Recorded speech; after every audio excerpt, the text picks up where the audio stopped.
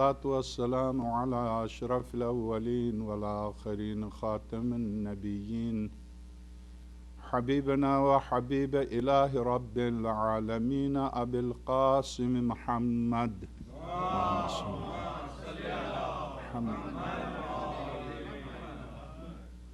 وعلى آله الأطيبين الأطهرين الغر الميامين المحجلين الذين أذهب الله عنهم الرجس وطهرهم تطهيرا.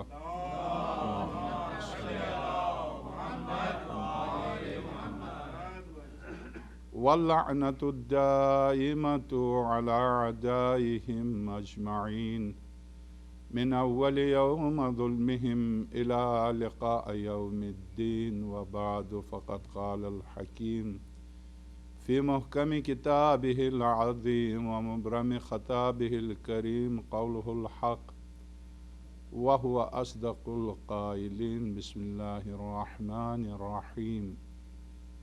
الله لا إله إلا هو الحي القيوم لا تأخذه سنة ولا نوم. صلوات.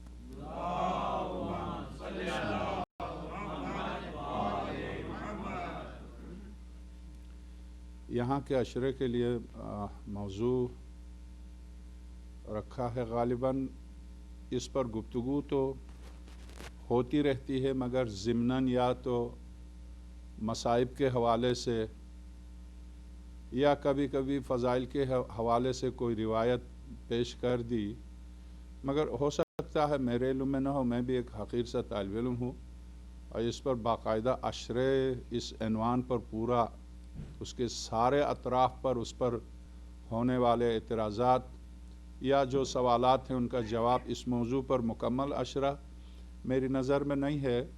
ہو سکتا ہے آپ حضرات نے سنا ہو، چونکہ ظاہر ہے کہ ایک سے ایک علماء یہاں تشریف لاتے ہیں، مگر پورے قرآنی اور روایی، عقلی، تاریخی دلائل کے ساتھ گفتگو ہو۔ یہاں کا عنوان ہے شفاعت، جو میں نے آسان سے عرض کیا تھا کہ شفاعت پر انشاءاللہ پورا عشرہ ہوگا۔ شفاعت چونکہ ایک تو اس لفظ کے لغوی معنی اور دوسرا قرآن کریم میں اصطلاحی معنی، اور تیسرا خود مفہوم شفاعت، شرائط شفاعت، اور اس پر مکتبہ اہل البیت کے بھی کچھ ایسے افراد ہیں جنہوں نے اعتراض کیا ہے، اور پھر مفسرین نے اس کا پوری تفصیل سے جواب بھی دیا ہے۔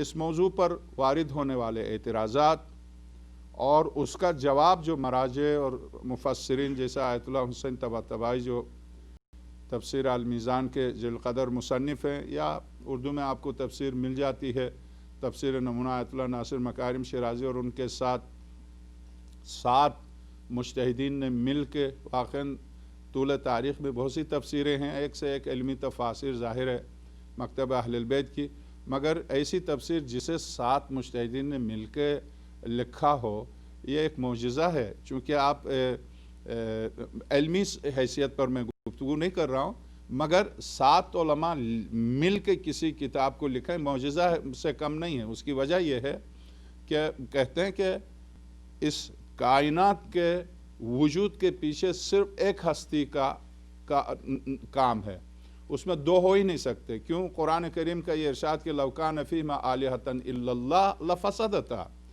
اگر ایک کے علاوہ کئی ایک خالق ہوتے تو یہ کائنات وجود میں نہ آتی، وجود میں آنے کے بعد بھی فساد واقع ہوتا۔ کیا مطلب؟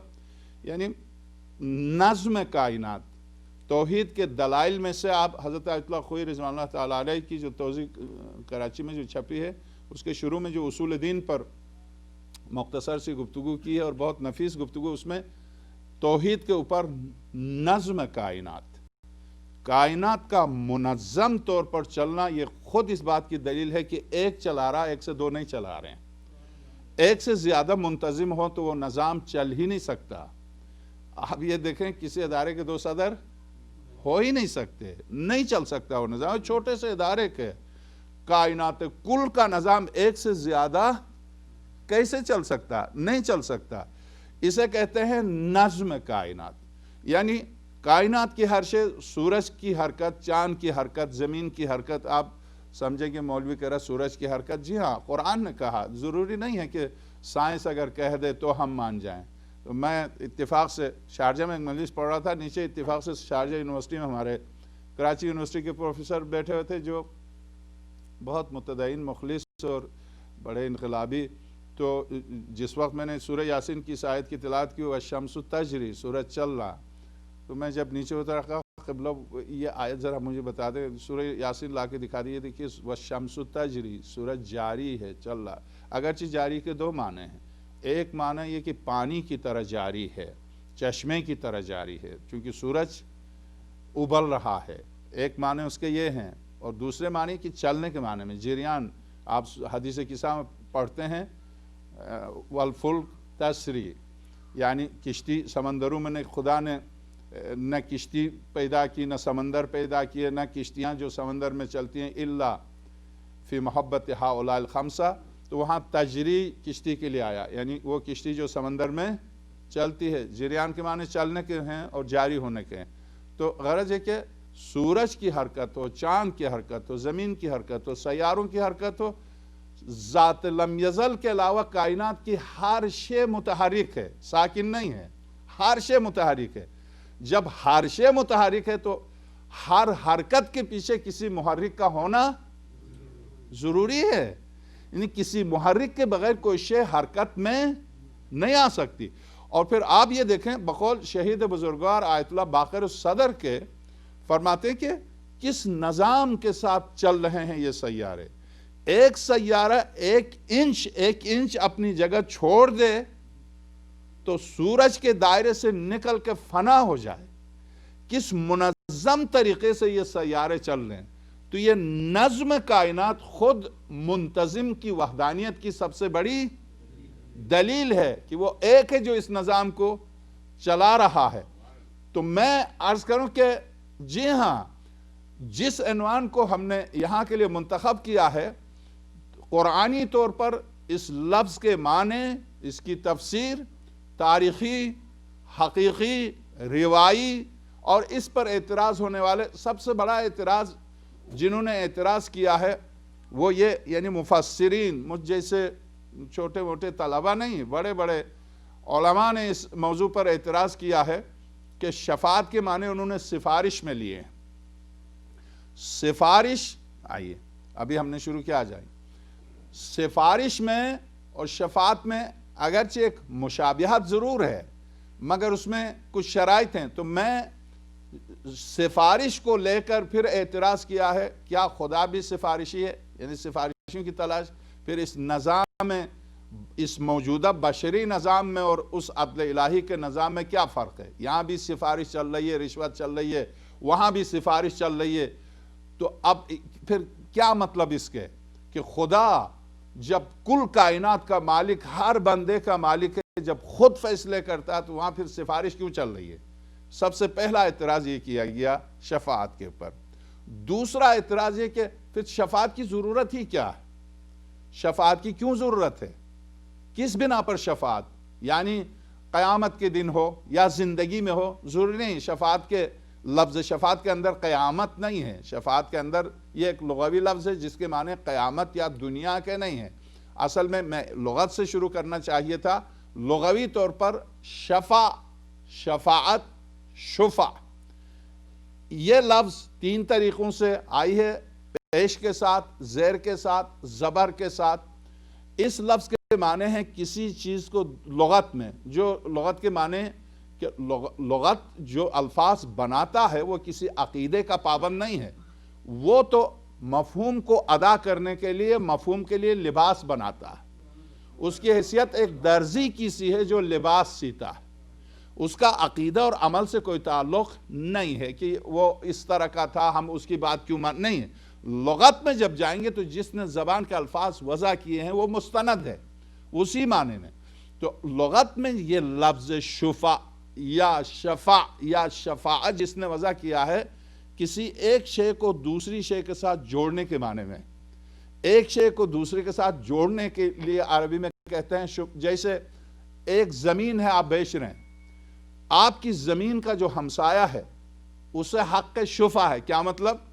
یعنی آپ سب سے پہلے اس سے پوچھیں کیا وہ خرید رہا ہے.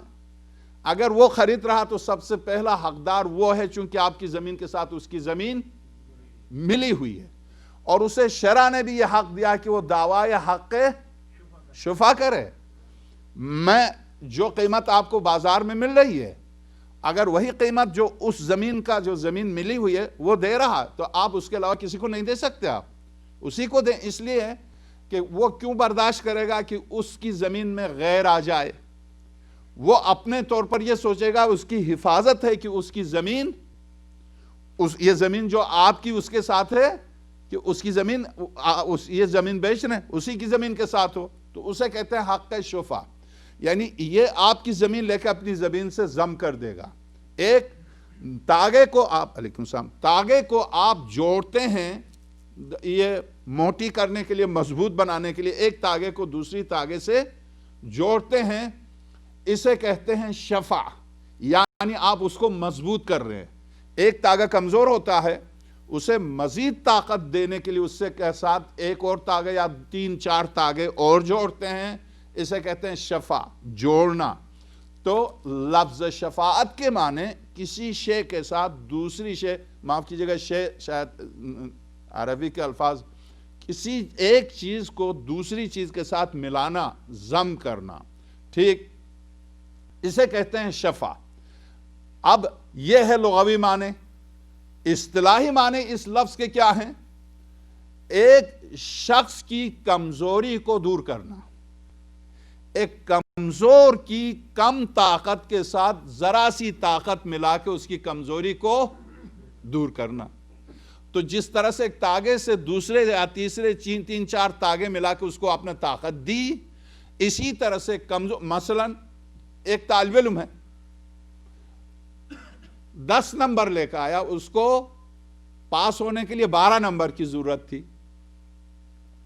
تو اب ٹیچر پر زور دیا، استاد پر زور، انہوں نے کہا چلو اچھا ہے، مگر یہ کہ امتحان میں تھوڑی سی اس سے غلطی ہو گئی ہے، سال بھر تو محنت کرتا، تو اس نے 2 نمبر اس کے ساتھ اضافہ کر دیے.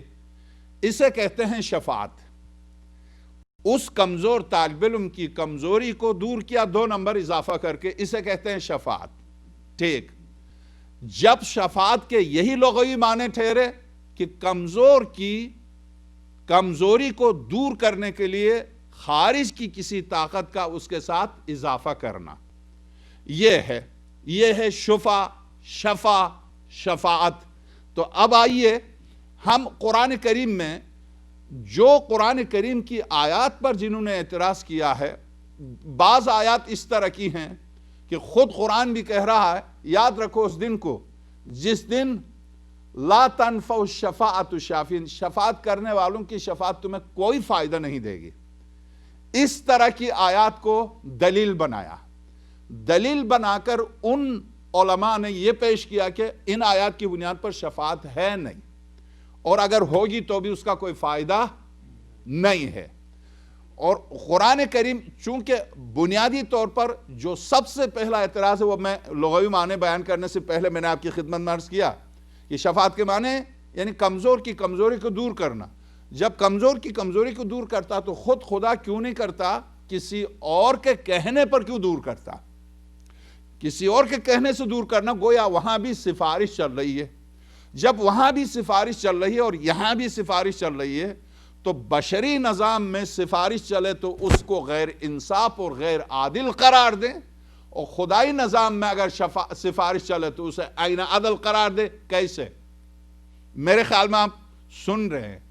درست ہے، پہلی مجلس سے مومنین آتے رہیں گے، آپ پریشان نہ ہو انشاءاللہ. یہ سید الشہداء کا دسترخوان ہے، وہ خود ہی کھینچ لیتے ہیں، کوئی مشکل نہیں ہے. اللہم صلی اللہ.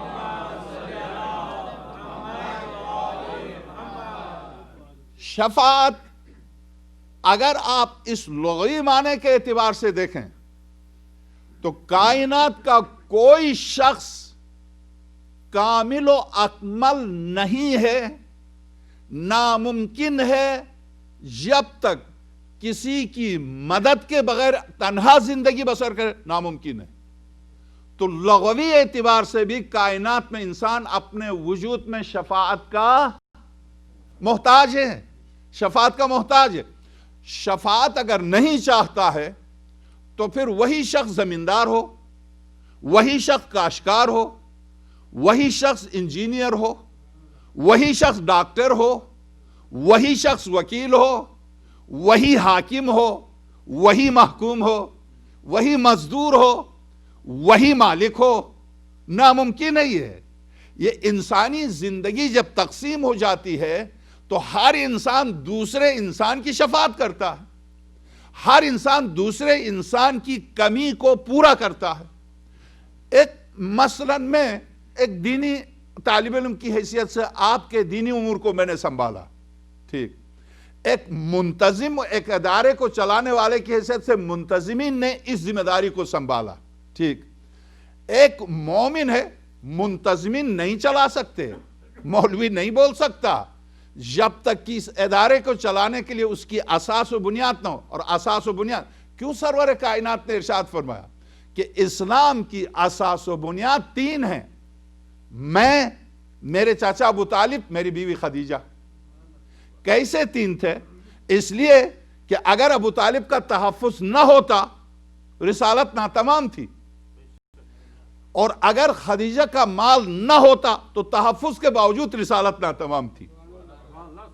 دونوں کے بارے میں قرآن کریم، ہماری پوری گفتگو مقدمے سے لے کے آخر تک انشاءاللہ قرآن کے دائرے میں ہوگی۔ قرآن وَالضُّحَىٰ وَاللَّيْلِ إِذَا سَجَىٰ مَا وَدَّعَكَ رَبُّكَ وَمَا قَلَىٰ وَلَلْآخِرَةُ خَيْرٌ لَكَ مِنَ الْأُولَىٰ وَلَسَوْفَ يُعْطِيكَ رَبُّكَ فَتَرْضَىٰ۔ اب آپ غور کیجئے اگلے جملے، کبھی خلاق عالم نے خاتم الانبیاء پر احسانات نہیں جتائے۔ انبیاء کی صف میں واحد پیغمبر ہیں کہ جن کے بارے میں نام لے کے خدا نے گفتگو، پورا قرآن اٹھا کے دیکھیے، کبھی نہیں کہا یا محمد، یا یحییٰ، معاف کیجئے گا میری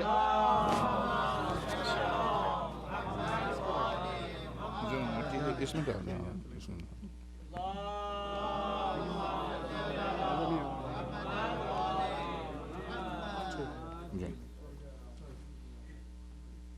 قرآن کریم یا یحییٰ خذ الکتاب بقوہ، اے یحییٰ، یا کے معنی اے یحییٰ خذ الکتاب بقوہ، مضبوطی سے پکڑ لے، یہ لے کتاب پکڑ لے۔ خدا دے رہا اور یحییٰ سے، حضرت یحییٰ السلام اللہ علیہ سے کہہ رہا یہ لے مضبوطی سے پکڑ لے۔ حضرت یحییٰ سے خطاب، حضرت عیسیٰ سے خطاب، میدان محشر ہے، 1,24,000 انبیاء اور ان کی امتیں سب کھڑے ہیں۔ یا عیسیٰ، سورہ آل عمران، انت قلت، کیا تو نے کہا تھا کہ مجھے اور میری ماں کو معبود بنا لینا؟ یا عیسیٰ، یا آدم اسکن انت وزوجک الجنہ، اے آدم چلا جا تو اور تیری بیوی جنت میں بس لے۔ یا آدم، یا نوح، سورہ انبیاء، سورہ صافات، یا ابراہیم، پورے قرآن میں دیکھیے یا محمد کہیں بھی نہیں۔ خاتم الانبیاء سے جب بھی خطاب کیا یاسین، اے سید و سردار، سین کے معنی سید و سردار، یا ایہا المزمل، یا ایہا المدثر، کہیں بھی خلاق عالم نے احسانات، یہاں تک حضرت موسیٰ پر جب گفتگو کی تو قرآن کریم نے یہاں تک کہہ دیا فَاخْلَعْ نَعْلَيْكَ إِنَّكَ بِالْوَادِ الْمُقَدَّسِ طُوَىٰ، سورہ طٰہٰ، تو وادی مقدس میں مجھ سے فریاد کرنے آ رہا، جوتیاں پہن کے آ رہا، اتار دے جوتیاں، وادی میں جا رہے ہیں، کانٹے بھی ہیں، مگر چونکہ میری بارگاہ میں آ رہا، جوتیاں اتار کے آ جا۔ فَاخْلَعْ نَعْلَيْكَ، دونوں جوتیاں اتار لے موسیٰ، إِنَّكَ بِالْوَادِ الْمُقَدَّسِ طُوَىٰ، تو وادی مقدس میں آ رہا، میری بارگاہ میں فریاد کرنے، جوتے پہن کر۔ خاتم الانبیاء جوتے سمیت دنا فتدلہ، کہیں نہیں کہا جوتیاں اتار کے آ جائیے، یہ خاتم الانبیاء ہیں، کہیں بھی نہیں کہا۔ وہ حضرت موسیٰ ہیں، کوہ طور پر جا رہے ہیں، کہا جا رہا ہے جوتیاں اتار کے آ جا۔ یہ خاتم الانبیاء ہیں، دنا فتدلہ پر جا رہے ہیں، فَكَانَ قَابَ قَوْسَيْنِ أَوْ أَدْنَىٰ، سورہ نجم، کہ واجب الوجود اور ممکن الوجود کے بیچ میں 2 کمانوں کا فاصلہ رہ گیا، وہاں گئے ہیں۔ 2 کمان کیا؟ یعنی یہ عبد ہے، وہ معبود ہے، بس وہ خالق ہے یا مخلوق ہیں؟ بس دو کمانوں کا اس مقام تک جہاں تصور ناممکن ہے، کہیں نہیں کہا جوتیاں اتار کر جا. یہ خاتم الانبیاء کا مقام. کسی نبی کو بھیج کے اس کی امت پر احسان نہیں جتایا. میں نے نوح کو بھیجا، ابراہیم کو بھیجا، عیسیٰ کو بھی، خاتم الانبیاء کو بھیجا. لَقَدْ مَنَّ اللَّهُ عَلَى الْمُؤْمِنِينَ إِذْ بَعَثَ فِيهِمْ رَسُولًا مِنْ أَنفُسِهِمْ يَتْلُو عَلَيْهِمْ. یہ احسان ہے، منت ہے خدا کی طرف سے مومنین کے اوپر کہ ایک ایسے رسول کو بھیجا. سابقہ انبیاء کو بھیج کے ان امتوں پر احسان نہیں کیا، ہم پر احسان جتا. وہ نبی کہ جس کی خود سیر کرا کے اپنے اوپر فخر کرا خدا.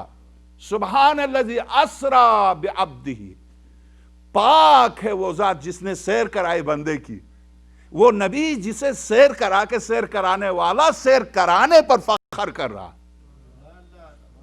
میں نے سیر کرائی اس بندے کی. کمال عظمت خاتم الانبیاء، کمال عظمت خاتم الانبیاء.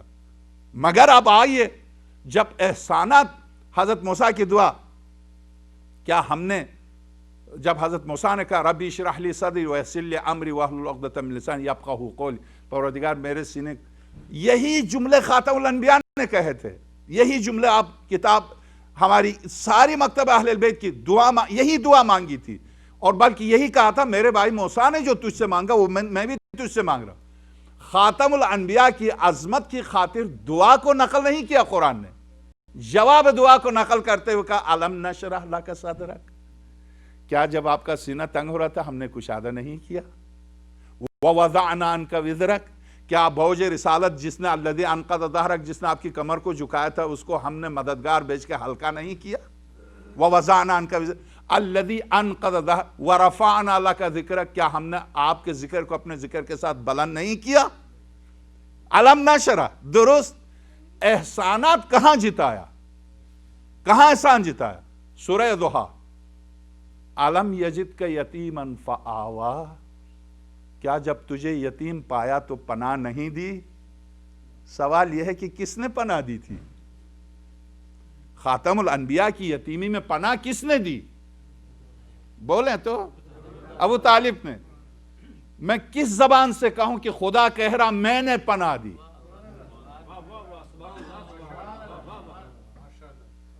مقام ابو طالب، کس نے پناہ دی؟ ابو طالب نے. خدا کہہ رہا میں نے پناہ دی. کیا کہنے اس ابو طالب کے کہ جس کا فعل خدا اپنی طرف نسبت دے. ٹھیک، یہ ابو طالب کا تحفظ تھا. پناہ یعنی تحفظ. ٹھیک، وہ پیغمبر اکرم کا ارشاد جو میں نے عرض کیا کہ 3 چیزوں سے اسلام کی اساس و بنیاد پڑ گئی، وہ حضرت ابو طالب کا تحفظ. ٹھیک، اب آئیے، یہ تینوں مل کے اس دین کو مضبوط کیا. اس دین کی اساس و بنیاد ہی شفاعت پر ہے. اس لغوی معنی میں شفاعت کے اوپر ہے. تینوں نے مل کے اس دین کو مضبوط کیا. سرور کائنات کا ارشاد اور یہ قرآن. الم یجدک یتیما فآویٰ ووجدک ضالا فہدیٰ، یہ حضرت عبد المطلب کے لیے. ووجدک عائلا فاغنیٰ، کیا آپ کو غریب اور بے مال پایا تو ہم نے غنی نہیں کیا؟ کیا آسمان سے نوٹ برس آئے تھے؟ کیا آسمان سے دولت آئی تھی، ثروت آئی تھی؟ کس نے غنی کیا؟ بولیں. حضرت خدیجہ نے. کیا کہنے اس خاتون کے جو رسالت کو غنی کر دے.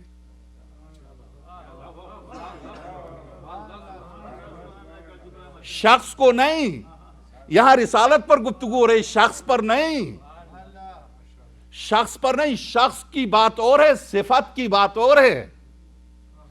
یہاں صفت رسالت پر بات ہو رہی ہے کہ کیا کہنے اس خاتون کے جس نے رسالت کو غنی کر دیا. ٹھیک، الم یجدک یتیما فآویٰ وجدک ضالا فہدیٰ وجدک عائلا فاغنیٰ، احسان جتایا. تو ابو طالب کا تحفظ، حضرت خدیجہ کا مال، یہ قرآن. سرور کائنات فرماتے میرا اخلاق.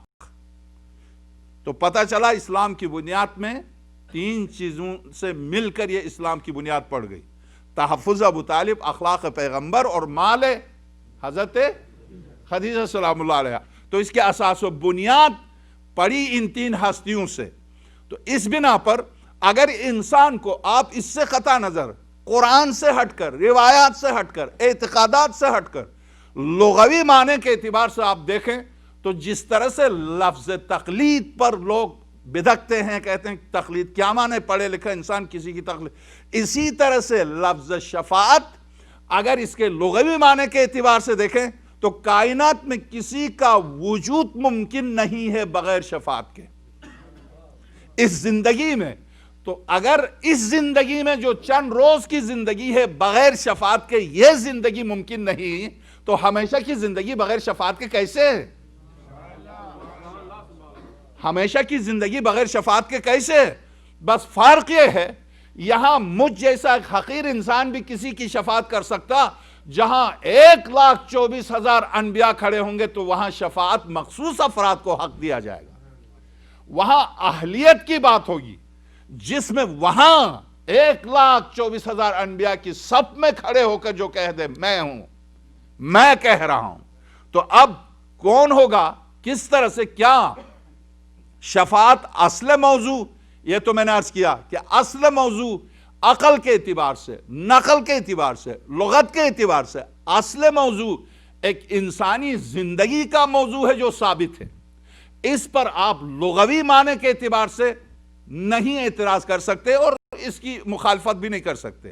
رہا شرعی اعتبار سے اس کو اگر آپ سفارش کے معنی میں لیں تو ایک اعتراض باقی رہ جاتا، آخر خدا اپنے لطف و کرم سے کیوں نہیں معاف کر دیتا؟ یہ اعتراض کہ خدا مالک جنت کا، مالک دوزخ کا، مالک کائنات کا، مالک آخرت کا، یا من لہ الدنیا والآخرہ ارحم من لیس لہ الدنیا والآخرہ، دعائے کمیل میں بھی یہ جملہ ہے اور دوسری دعاؤں میں بھی، رمضان المبارک کی دعاؤں میں، یا من لہ الدنیا والآخرہ ارحم من لیس لہ الدنیا والآخرہ، اے وہ معبود و مالک و کریم و رحمان و رحیم، اے وہ ذات جس کے لیے دنیا و آخرت ہیں، رحم کر اس پر نہ جس کی دنیا ہے اور نہ جس کی آخرت، رحم کر اس پر، ٹھیک۔ تو اب چونکہ شفاعت اس معنی میں کہ وہاں سفارش خدا خود ارحم الراحمین ہے، خدا خود رحم کرے، اپنے لطف سے، اپنے کرم سے معاف کر دے، مگر کسی کے کہنے پر معاف کیوں کرتا ہے، کسی کے کہنے پر رحم کیوں کرتا ہے؟ خود ارحم الراحمین ہے، خود۔ اگر یہ بات آپ آخرت کے بارے میں لے سکتے ہیں تو زندگی کے بارے میں لے، زندگی کے بارے میں بھی لے۔ خدا ارسطو کے بارے میں لکھا حضرت آیت اللہ شہید بزرگوار آیت اللہ دستغیب رضوان اللہ تعالی علیہ نے گناہان کبیرہ میں باب غالباً باب تکبر میں ہے، ہاں باب تکبر میں، گناہان کبیرہ باب تکبر میں اس روایت کو نقل کیا ہے۔ اگر اس کا ایک پس منظر ہے، کوئی اعلیٰ حکیم ہونے کی بنا پر تکبر کرے، کوئی بہت زیادہ عالم ہوں، بڑا خطیب ہوں تکبر کرے، کوئی حاکم ہے حکومت پر تکبر کرے، کوئی مالدار ہے مال پر، کوئی ہنرمند ہے، انجینئر ہے، ڈاکٹر ہے، تو اس پر ارسطو کی مثال دی کہ اپنے زمانے میں فرد فرید تھا علم حکمت میں، اور ان کی مثال دی ہے۔ تو انہوں نے واقعہ نقل کیا ہے کہ چونکہ ارسطو نے حکیم تھے، انہوں نے ایک دوا ایجاد کی، دست جو ہوتے ہیں ان کے لیے ایک سفوف ایجاد کیا، سفوف دیتے تھے، جو آتا تھا ان کے لیے سفوف دیتے تھے، دست بند ہو جاتا تھا، اور اتفاق سے اسی دست اور اسہال کی بیماری سے مر گئے خود۔ تو لوگوں نے عیادت کے لیے لوگ آئے، کہا آپ اور یہ دست؟ کہا کیوں، تمہیں تعجب کیا ہے؟ کہا اس لیے کہ آپ اس میں فرد فرید ہیں، کسی نے آپ کی یہ دوا ایجاد نہیں کی ہے۔ تو ارسطو حکیم وقت نے کہا میں دوا ایجاد کرتا ہوں، دوا میں شفا میرے ہاتھ میں نہیں ہے۔ وہ ذات جو چھری کو کاٹنے کی طاقت دے، اگر ابراہیم چاہے کاٹنا تو چھری نہ کاٹے، کاٹنے کی صلاحیت اس سے سلب کرے۔ وہ ذات جو آگ کو جلانے کی صلاحیت دے، مگر جب چاہے اس صلاحیت کو آگ رہے جلانے کی صلاحیت ختم کر دے۔ وہ ذات جو پانی کو نرمی کی ذاتاً اس کی ذات میں نرمی دے، مگر اس کے بندگان مخلص چلنے لگے تو ان کے لیے سخت ہو۔ وہ ذات کسی بھی صفت کو جب وجود پر اس کا قبضہ ہے تو وجود کے تمام اوصاف پر اس کا قبضہ ہے، تو وجود کے سارے اوصاف پر اس کا قبضہ ہے وہ ذات.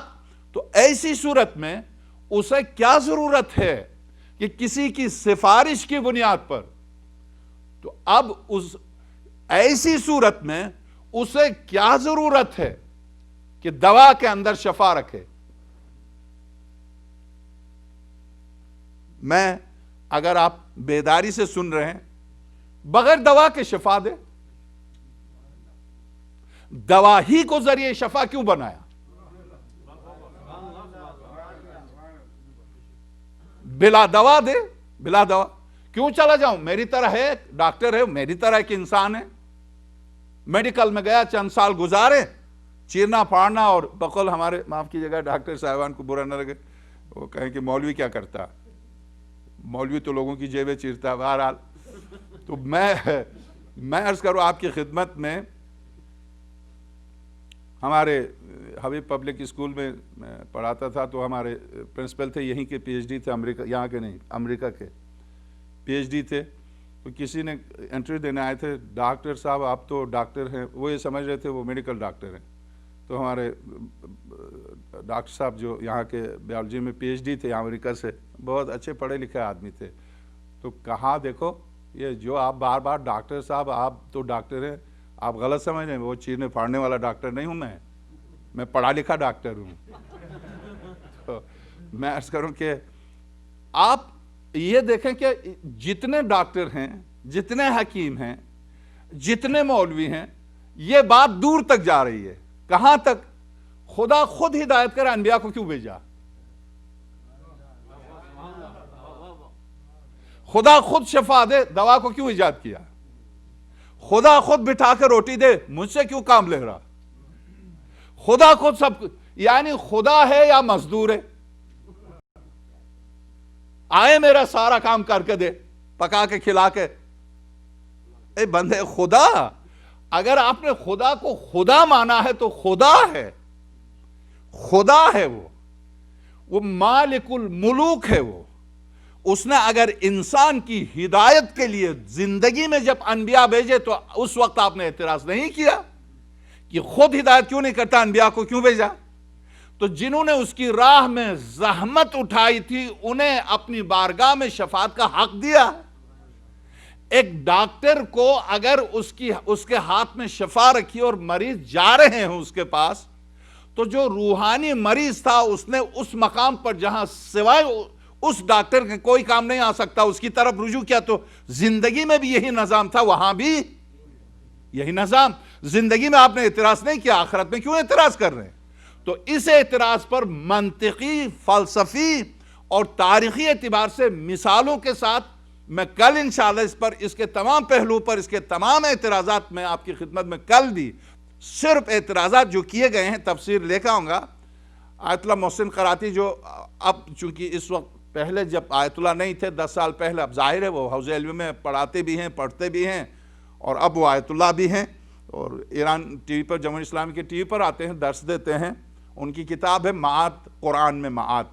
اس کے بیچ میں شفاعت پر جو بہت دلچسپ گفتگو کی ہے، میں اس کے حوالے سے روایتی، عقلی، فلسفی، بس آپ سے ایک خواہش ہے، کوئی حرج نہیں ہے، کم ہو یا زیادہ مومنین، مگر جس موضوع پر پوری رات بھر دن بھر محنت کر کے آپ کے سامنے گفتگو کی جائے، آپ سے ایک خواہش ہے. وہ خواہش ہے کہ آپ پوری دیانتداری سے سن لیجئے گا. میں ابھی پہلی مجلس میں بھی عرض کیا، وہاں ولایت ہے اور یہاں شفاعت، بالکل مختلف دو موضوعات ہیں. تو چونکہ ظاہر ہے وہی کے مومنین یہاں سننے آئیں گے، یہاں کے مومنین وہاں سننے، تو ایک موضوع کو تکرار کرنے کی ضرورت نہیں. اسلام اتنا وسیع ہے کہ اگر آپ تھوڑی سی محنت کریں، زندگی بھر بولتے جائیں، صرف ایک ولایت پر آپ زندگی بھر بولتے جائیں. وہ روایت جو سرور کائنات معراج پر گئے، اس کی حقانیت پر میں بعد میں گفتگو کروں گا. دیکھا اونٹ چلے جا رہے ہیں، اب آپ کہیں گے آسمان میں بھی اونٹ آ گئے، تو میں آپ سے خواہش کروں گا تفسیر وَفَدَيْنَاهُ بِذِبْحٍ عَظِيمٍ کی تفسیر اٹھا کے دیکھیے. شیعہ ہو، سنی ہو، کوئی بھی ہو، اس کی تفسیر اٹھا کے دیکھیے کہ حضرت اسماعیل کی جگہ پر دمبا جو آیا تھا کہاں سے آیا تھا. اگر دمبا آسمان پر ہو سکتا ہے تو اونٹ بھی ہو سکتا ہے. جی ہاں، دمبا بھی بطور اعجاز اسماعیل کی جگہ پر آیا تھا، تو اونٹ بھی بطور اعجاز حضرت صالح پیغمبر کے لیے آیا تھا۔ بلکہ خلاق عالم نے اپنے وجود کے دلائل میں سے ایک دلیل اس دیہاتی کے لیے جو اونٹ چراتا ہے یہی دلیل دی، افلا تنظرون الی الابل کیف خلقت، کیا تم اس اونٹ کو نہیں دیکھتے کہ اسے کیسے خلق کیا گیا؟ کیا اس اونٹ، بلکہ مولا کائنات نے وجود ذات لم یزل پر، ایک دیہاتی نے آ کے کہا میں خدا کو کیسے پہچانوں؟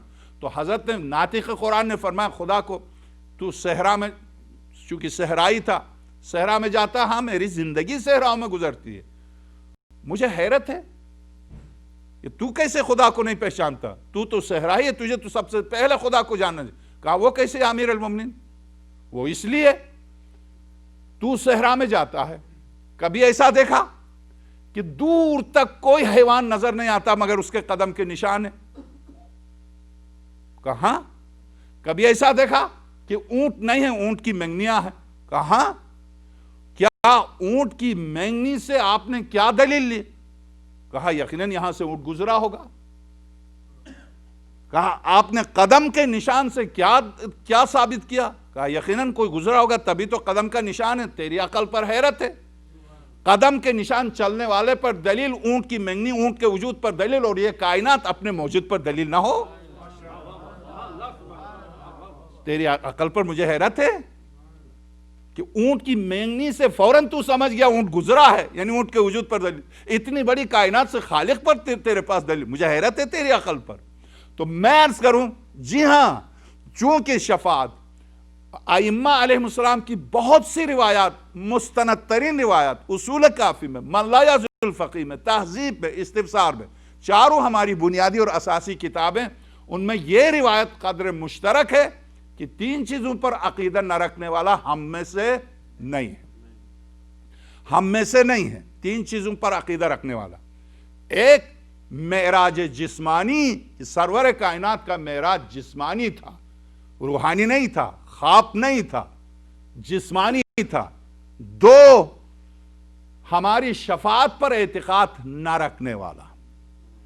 تین، کرے نہ کرے مجھے معاف کر دیں، کرنا نہ کرنا، دین کو مانے، مکمل مانے، مگر بعض اوقات اعمال کی غلطی ہوتی ہے، غلطی معاف کی جائے گی، غلطیاں ہی تو معاف کی جائیں گی، شفاعت ہے اسی لیے، مگر مانے ہی نہ، یہ دین کے خلاف بغاوت ہے۔ نمبر تین، ٹمپریری عقد، ٹمپریری عقد، چونکہ قرآن کی صریح آیت ہے، امیر المومنین فرماتے ہیں اگر وہ شخص اس کو حرام قرار نہ دیتا تو قیامت تک امت مسلمہ میں زنا ہی نہ ہوتا، اس کی وجہ سے قیامت تک اب زنا کا ارتکاب کریں گے جس نے اس کو حرام قرار دیا۔ تو اب یعنی میں نے عرض کیا، عمل کرنا، کون سے سب کے سب پابند، پوری طرح نماز کے پابند ہیں، بہت سے اوقات نماز قضا ہو جاتی ہے، کون سے سب کے سب خمس کے پابند ہیں، اگر خمس دیتے تو ادارے کیوں اس طرح سے پریشان ہو جاتے، کیوں مانگتے؟ کون سے سب کے سب الف سے تک فادخلوا فی السلم کافہ کی آیت کے مصداق کل ہیں کہ اسلام میں داخل ہونا تو پوری طرح داخل ہو جاؤ۔ ہم میں سے خود آپ دیکھیے، نکاح کے لیے مولوی کے پاس، طلاق کے لیے کورٹ میں، کس نے کہا یہ دین کی تقسیم کیوں؟ نکاح جس سے پڑھایا، طلاق اس کے پاس ہے، کورٹ میں تھوڑی ہوتی ہے، مکتبہ اہل البیت میں۔ تو اب یہاں قرآن کریم کہہ رہا فادخلوا فی السلم کافہ، کیا ہے یہ کہ آدھا جسم باہر نکالا، سر اندر کر کے کہہ رہے ہم مسلمان ہیں، تو پوری طرح داخل ہو جاؤ اسلام میں۔ تو میں عرض کروں کہ نقائص ہم سب میں ہیں، اسی لیے تو شفاعت کامل ہم میں سے کوئی نہیں ہے، مگر عقیدہ ہی نہ رکھے کہ نہیں یہ تو میں مانتا نہیں، تو تمہارے ماننے کا نام دین تھوڑی ہے۔ یہ دیکھنا ہے کہ قرآن نے کیا کہا، یہ دیکھنا ہے کہ صاحبان قرآن نے کیا کہا۔ یہ کوئی لاوارث تھوڑی ہے کہ میں چاہوں اپنی تفسیر کروں، آپ چاہ اپنی تفسیر کریں، وہ چاہ اپنی تفسیر، نہیں، قرآن صرف وہی تفسیر کر سکتے ہیں جن کے گھر میں یہ قرآن اترا ہے۔ اس بنا پر شفاعت کے اس پورے موضوع پر جتنے سوالات ہو سکتے ہیں، آپ کو بھی پوری اجازت ہے، آپ فون پر مجھ پر پوری طرح اعتراض کیجئے گا، اس طرح سے نہیں کہ آپ ڈانٹ رہے ہیں، تو کہاں سے لے کے آیا، تو عربی بھی ایک ادبی زبان ہے، یہ تو نہیں ہے. تو آپ بے شک فون پر بات کریں، آپ سوال کریں، آپ کا پورا حق ہے.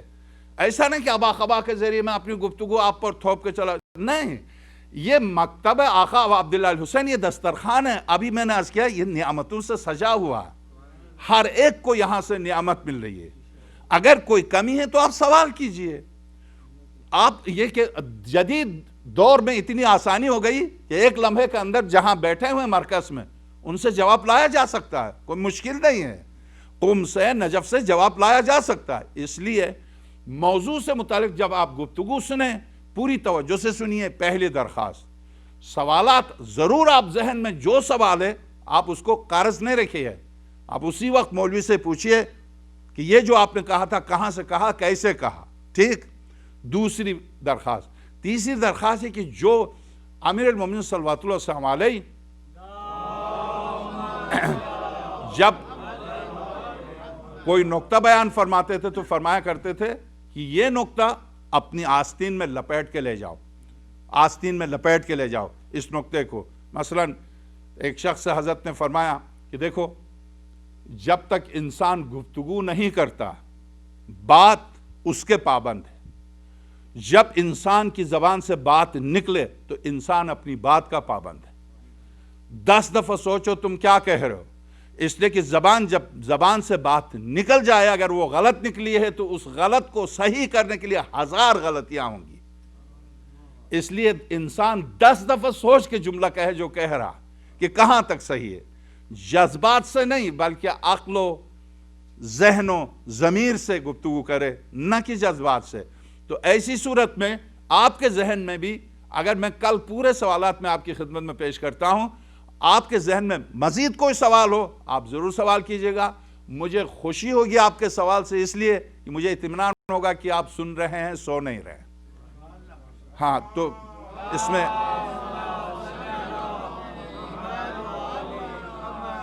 اگر میں جواب نہ دے سکا تو مولا کائنات فرماتے 3 اشخاص نے میری کمر توڑی ہے. ان میں پہلا وہ شخص جسے کچھ آتا نہیں ہے اور اعتراف جہالت بھی نہیں کرتا. تو جب مجھے نہیں آئے گا تو میں کہہ دوں گا مجھے نہیں آتا ہے. ظاہر ہے میں پہلے عرض کر چکا میں حقیر سے طالب علم کون سا علامہ دہر ہوں. یہ اور بات ہے کہ اب ہم ہر ایک کو علامہ کہنے لگے تو مرثیگو حضرات رہ گئے ہیں. ان پہ انشاءاللہ جس دن ان کو بھی لگے گا اسی دن حضرت کا ظہور ہوگا انشاءاللہ. تو میں عرض کروں کہ جی ہاں آپ وہ فرانسیسی کی کتاب ہے دا ریولیشن آف ایران، انگلش میں اس نے لکھی ہے یا انگلش میں اس کا ٹرانسلیٹ کیا ہے. بہرحال اس میں لکھا کہ اس مکتب میں یعنی یہ مکتب حقیقت پسند ہے، اس لیے ان کے ہاں مجلسی کو بھی اتنا بڑا مصنف جس کی ایک کتاب 52,000 صفحات پر مشتمل ہوں اور اس ایک کتاب کے علاوہ جس کی 200 کتابیں ہوں اسے بھی علامہ نہیں کہا گیا. جسے علامہ کہا اور لکھا گیا وہ صرف علامہ ہلی تھے، اس لیے کہ 7 سال کی عمر میں اجتہاد کیا تھا. تاریخ تشیع میں الفاظ نہیں بکتے ہیں، مارکیٹ میں نہیں بکتے گلی کوچے میں. تو میں عرض کروں کہ حضرت علامہ ہلی کو علامہ لکھا اور کہا گیا تھا. اب ظاہر ہے کہ یہ لفظ اپنی حقیقت کھو گیا. دیکھا میرا امام بھی کافی بڑا ہے تو لکھنے لگے علامہ فاضل موسوی خطاب کریں گے. بندے خدا علامہ کا تعلق امامے سے یا قد سے نہیں ہے. تو میں عرض کروں آپ کی خدمت میں اس کا تعلق علم سے ہے اور الفاظ میں غلط تصرف نہیں ہونا چاہیے. تو اس پر آپ پوری تیاری کر کے آئیے، چونکہ یہ درس ہے، یہ یونیورسٹی ہے، یہ درسگاہ ہے، تیاری کر کے آئیے. بے شک آپ اس ارادے سے تیاری کر کے آئیے. آج ہم مولوی سے سوال کرتے ہیں، دیکھتے ہیں کیا کہتے ہیں، مولوی کو دیکھنے کے لیے صحیح آپ کے علم میں اضافہ ہوگا. آپ اگرچہ اس کی مذمت ہے روایات میں، مگر بعض اوقات علمی مقابلے کی تعریف کی گئی ہے جس سے واقعاً میرے علم میں اضافہ اور میری جہالت میں کمی واقع ہو. تو آج کی حد تک میں نے مقدمہ آپ کی خدمت میں پیش کیا اور انشاءاللہ شفاعت کا جو موضوع ہے اس میں امر بالمعروف بھی ہے، نہی عن المنکر بھی ہے، اس میں تولا بھی ہے، اس میں تبرع بھی ہے. یعنی یہ غلط بات ہے کہ آپ مذہب کے کسی اصول کو ہٹا دیں. البتہ اصول کے معنی غلط لیے ہیں تو آپ اس کو صحیح کیجئے. فروع دین 10 ہیں، 10 رہیں گے. نماز ہے، روزہ ہے، حج ہے، زکوٰۃ ہے، خمس ہے، جہاد ہے، امر بالمعروف ہے، نہی عن المنکر ہے، اور تولا اور تورا کے معنی کیا کسی مکتب و مذہب کی بنیاد گالی گلوچ پر ہو سکتی ہے؟ کیا کوئی مذہب، وہ بھی قرآنی مذہب، وہ بھی جس کی اساس و بنیاد اخلاق ہو، کیا وہاں بد اخلاقی ہو سکتی ہے؟ کہ سرور کائنات کا ارشاد، اس اسلام کی بنیاد میرا اخلاق، میرے چاچا کا تحفظ، میری بیوی کا مال، تو جس کی بنیاد و اساس اخلاق ہو، کیا وہاں گالی گلوچ ہو سکتا؟ نہیں۔ تبرہ کے معنی قرآن نے جس کو برا کہا اس کو برا کہنا، تو یہ ذمہ داری قرآن پر جا رہی، مجھ پر اور آپ پر۔ قرآن نے جس کو اچھا کہا اس کو بس، اس اچھے کو اچھا کہنا تولا کہلاتا، اس برے کو برا کہنا۔ یہ سورہ، پوری سورہ ہے سورہ برات، کہاں لے جائیں گے اس کو آپ؟ کہاں لے جائیں گے؟ تو اب لذا آپ سے خواہش ہے کہ پوری محنت سے جب گفتگو ہوگی، تاریخ، فلسفہ، عقیدہ سب ملا کے جب یہاں نچوڑ آپ کی خدمت میں پیش کیا جائے گا، تو آپ سے بھی خواہش ہے کہ خلوص کے ساتھ پوری توجہ سے سنیے گا، اور اس کے بعد بے شک آپ سوالات بھی کیجئے گا، اور میری پوری محنت ہوگی کہ میں یہاں سے خالی ہاتھ آپ کو نہ جانے دوں، اور پوری رات جاگنا پڑے بے شک جاگوں، مگر یہ کہ آقا ابا عبداللہ الحسین کے نام سے جو آ رہے ہیں اس دسترخوان سے خالی نہ جائیں، اس لیے کہ یہ اس کا دسترخوان ہے جو کائنات کے دامن کو بھر دیتا ہے۔ تو دو جملے پہلی شب کی مناسبت سے، اور چونکہ چاند نظر آ گیا ہے اور یہ بات یقینی ہے کہ آج پہلی شب ہے، تو پہلی شب کی مناسبت سے دو جملے چند مصائب کے ظاہر ہے، مجلس کی زینت اور مجلس کی رونق مصائب ہیں، اور خاص طور سے ان شبوں میں آج کی شب کی مناسبت سے ایک روایت میں آپ کی خدمت میں پیش کرتا ہوں۔ آقا ابا عبداللہ الحسین صلوات اللہ السلام علیہ کل 2 محرم کو طے ہے کہ وارد کربلا ہوں گے۔ پہلی محرم کو حضرت چونکہ اب کوفے سے قریب ہیں، تو پہلی محرم کو چونکہ کوفے سے قریب ہیں، راستے میں اگرچہ آپ نے خطبے دیے ہیں، حضرت مسلم بن عقیل سلام اللہ علیہ کی شہادت سننے کے بعد آپ نے خطبہ دیا ہے، زہیر ابن قین جب آئے ہیں آپ سے ملے ہیں راستے میں تو خطبہ دیا ہے، حر نے جہاں آپ کو روکا وہاں آپ نے خطبہ دیا ہے، آپ کے خطبات پر مشتمل کتاب ملتی ہے جو حضرت کی مکے سے کربلا تک کے خطبات پر مبنی کتاب مل جاتی ہے، غالباً کسی نے اردو میں ترجمہ بھی کیا ہے۔ میں صرف چونکہ مدینے سے چل رہے ہیں اور اس سنت کے مطابق جو شروع سے یہ روایت مکتب اہل البیت میں چلی آ رہی ہے، اس سنت پر عمل کرتے ہوئے مصائب مدینے سے نکلنے کے مصائب میں آپ کی خدمت میں پیش کرتا ہوں۔ آقا ابا عبداللہ الحسین سلام اللہ علیہ اب مدینے کو چھوڑ کر مکے کی طرف، کوفے کی طرف نکل رہے ہیں، اور جب نکل رہے تھے حضرت، تو آپ جیسا کہ میں نے پہلی مجلس میں عرض کیا، جب حضرت نکل رہے تھے تو اس وقت تک حضرت کی بارگاہ میں 12,000 خطوط اہل کوفہ کی طرف سے پہنچ چکے تھے۔ آخری خط سلیمان ابن سرد خدائی اور حبیب ابن مظاہر، اسی طرح سے ترما ابن عدی جو مولائے کائنات کے بھی خطوط لے جانے لے آنے والے تھے، ترما ابن عدی، ان حضرات کے دستخط سے جو آخری خط پہنچا تھا، حضرت کی بارگاہ میں یہ خط لکھا گیا سلیمان ابن سرد خدائی کے گھر میں، مسلم ابن سجن نے اس پر دستخط کیے، سلیمان ابن سرد خدائی نے اس پر دستخط کیے، حبیب نے دستخط کیے، تقریباً 100 افراد نے اس خط پر دستخط کیے۔ یہ خط جس کا عنوان یہ تھا کہ فرزند رسول کوفہ آمادہ ہے آپ کے لیے، آپ جتنی جلدی ہو سکے آپ تشریف لائیے، کوفے میں چشمے اور پھول کھلے ہیں وغیرہ جو مضمون خط تھا، مجھے ضروری نہیں کہ وہ پورا خط آپ کی خدمت میں پیش کروں۔ یہ خط جو لے کے گیا تھا وہ کہتا کہ جب میں گیا ہوں اور میں نے خط پیش کیا تو حضرت اس وقت تیاری کر رہے تھے، حضرت تیاری کر رہے تھے، خط کو پڑھ کے حضرت نے دعائیں دی اور حضرت تیاری کے لیے مصروف ہو گئے، تو دیکھا میں نے اہل مدینہ جمع ہو گئے ہیں، اور اہل مدینہ ہر ایک حضرت کو روکنے کی کوشش کر رہا، فرزند رسول مدینے کو ویران کر کے آپ کہاں جا رہے ہیں؟ کیا وہی کوفہ نہیں جس نے امیر المومنین کو شہید کیا؟ کیا وہی کوفہ نہیں جس نے امام حسن مجتبیٰ کے ساتھ غداری کی، آپ کہاں جا رہے ہیں، کیوں جا رہے ہیں، آپ نہ جائیے۔ اہل مدینہ جمع ہو گئے حضرت کے ارد گرد اور حضرت محمد حنفیہ کو سفارشی بنا کر لائیں۔ حضرت محمد حنفیہ بھی سمجھا رہے ہیں آقا کو کہ آقا نہیں جائیے، اہل کوفہ سے وفا کی توقع نہیں رکھیے۔ حضرت ان کے جواب میں خطبہ ارشاد فرما رہے ہیں، اور آئین اس وقت جب حضرت خطبے میں مصروف تھے، خطبہ دے رہے تھے، دیکھا عبداللہ نام تھا اس کا جو آخری خط لے کے گیا، کہتا کہ میں نے دیکھا حسین ایک دفعہ بے چین ہو کے اٹھے، بے چین ہو کے مجمع سے اٹھے اور خطبہ چھوڑ کے۔ اس کا سبب یہ ہوا کہ ایک معصوم بچہ آیا اور حضرت کھڑے ہو کر مجمع سے خطاب کر رہے تھے، آ کر حضرت کے قریب آیا، حضرت جھکے۔ جب حضرت جھکے تو اس بچے نے حضرت کے کانوں میں کچھ کہا۔ جیسے ہی اس بچے نے حضرت کے کانوں میں کچھ کہا، حضرت خطبے کو چھوڑ کے نکل گئے، اہل حرم کی طرف گئے اور بڑی تیزی سے گئے۔ جب حضرت اہل حرم کی طرف گئے تو میں نے دیکھا بیت الشرف سے ایک خاتون، ایک معظمہ نکلی، جوانان بنو ہاشم کھڑے ہو گئے، ایک طرف قاسم و اون و محمد، ایک طرف باب الحوائج حضرت ابوالفضل عباس، حضرت علی اکبر، جوانان بنو ہاشم دو طرف کھڑے ہو گئے۔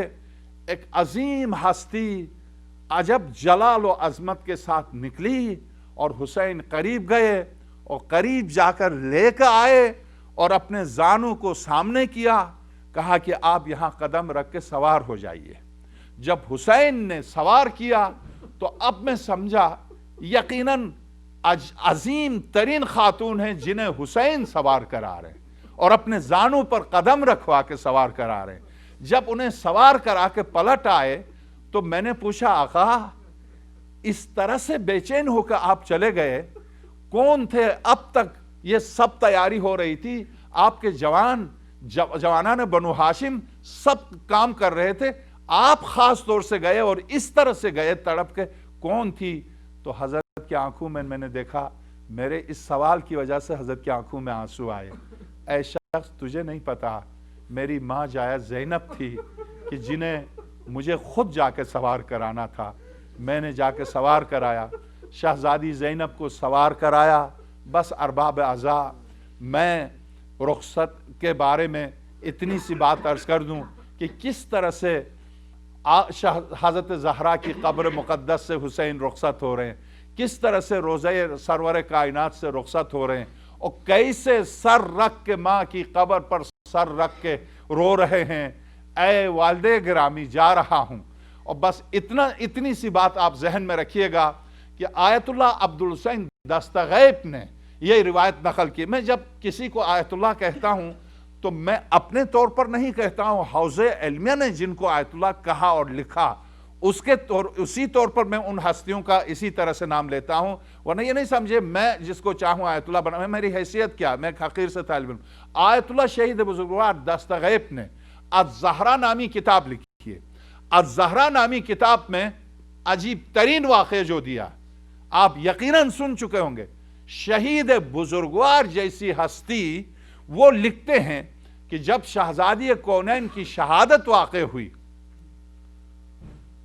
تو اس وقت اہل مدینہ آئے، منتظر تھے کہ امیر المومنین اعلان کر دیں کہ اب شہزادی کو ہم قبرستان لے جا رہے ہیں۔ تو امیر المومنین نے ابوذر سے فرمایا، ابوذر جا کے اعلان کر دو کہ تدفین کا کل کے لیے رکھا گیا ہے، آج آپ لوگ چلے جائیں۔ حضرت ابوذر نے اعلان کیا، سارا اہل مدینہ سب چلے گئے۔ نصف شب ہوئی، جب شہزادی کونین کی جنازہ اٹھانے کا وقت آیا تو میں یہاں روک کر ڈاکٹر عبدالفتاح عبدالمقصود مصری کی کتاب الامام علی، سنی تھا، شیعہ ہوا ہے، 4 جلدوں پر مشتمل ہے۔ ڈاکٹر عبدالفتاح عبدالمقصود مصری، اس بندے خدا نے، خدا جس کو چاہے پتہ نہیں کس طرح سے ہدایت دے، اس بندے خدا نے یہ کتاب صرف اس بنا کسی سے مناظرہ کر کے شیعہ نہیں ہوا، تاریخ اسلام پڑھ کے شیعہ ہوا، عالم ہے، ڈاکٹر ہے، پی ایچ ڈی ہے۔ اس نے اس کتاب کا عنوان، اگرچہ کتاب کا نام الامام علی ہے، مگر کتاب 4 جلدیں ہیں، چاروں جلدیں کس بات پر لکھی ہیں؟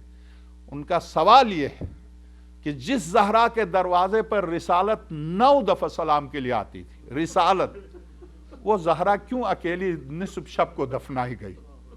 مسلمان شریک کیوں نہیں ہوئے؟ ایک علی اور علی کے بچے لے کے گئے زہرا کو دفنائے، ایسا کیوں ہوا؟ اس بات پر کتاب لکھی ہے اور تحقیق کر کے وہ شیعہ ہوا، اور وہ افسوس کرتا ہے کہ رسول کی بیٹی جس کے بچوں کی نوکری کے لیے جبریل آئے، اور اس رسول کی بیٹی کو نصف شب کو علی نے کیوں تنہا دفنایا؟ تو میں اس پر گفتگو نہیں کرتا، شہزادی کے مصائب نہیں پڑھتا ہوں، مجھے آقا حسین کی رخصتی بیان کرنے کے لیے یہ روایت پیش کرنے کی ضرورت پیش آئی کہ لکھتے ہیں شہید بزرگوار دستغیب الزہرا کتاب میں، اردو میں بھی آ گئی ہے، یہ آپ پڑھ سکتے ہیں، اس میں دیکھیے گا، چونکہ حوالے کے بغیر گفتگو نہ مصائب میں نہ فضائل میں درست نہیں ہے، منبر کی ذمہ داری ہے۔ اس میں اس شہید بزرگوار کی اس حدیث کو کہ جب شہزادی کا جنازہ اٹھنے کا وقت آیا، نصف شب تھی، دیکھا امیر المومنین تابوت کے اوپر رو رہے ہیں، اور شہزادی سے فرماتے ہیں زہرا میری یہ ڈھال تھی اب چلی گئی، میں اکیلا ہو گیا۔ امیر المومنین کا یہ جملہ، امام حسن مجتبیٰ کو دیکھا ماں کے تابوت کے سرانے کو تھام کے رو رہے ہیں۔ 5 سال کی معصومہ حضرت زینب پائنتی کی طرف ماں کے تابوت کے اوپر سر رکھ کے رو رہی ہیں۔ 3 سال کی بچی حضرت ام کلثوم رو کے کہتی ہیں والدہ گرامی کہاں ہیں آپ؟ جب امیر المومنین نے یہ شہید بزرگوار کا جملہ، جب امیر المومنین دیکھا حسین نہیں، ماں کے تابوت پر حسین نہیں، جب پلٹ کے دیکھا آقا حسین 6 سال کے میرے امام دروازے کے ساتھ کھڑے ہیں، امیر المومنین نے آواز دی حسین، کہا بابا میرے لال آ جاؤ ماں سے ودا کر لو، تو میرا آقا حسین کہتا ہے بابا نہیں میں نہیں آؤں گا، 6 سال کا معصوم امام، میرے لال کیوں نہیں آؤ گے؟ بابا جب تک میری ماں خود نہیں بلاؤں گی، میری ماں خود نہیں بلائیں گی میں نہیں آؤں گا۔ شہید بزرگوار لکھتے ہیں کہ زہرا کے کفن سے ہاتھ بلند ہوئے، آواز آئی میرے لال ابھی ماں کو دفنایا نہیں ہے آجا، تو اب میں کہتا ہوں شہزادی حسین رخصت لینے آئے ہیں آپ سے، آپ کی قبر مقدس پر لیٹ کے رو رہے ہیں، اے ماں زہرا میں جا رہا ہوں حسین مدینے سے، مجھے اجازت دیجئے میں حسین مدینے سے۔ ماتم حسین۔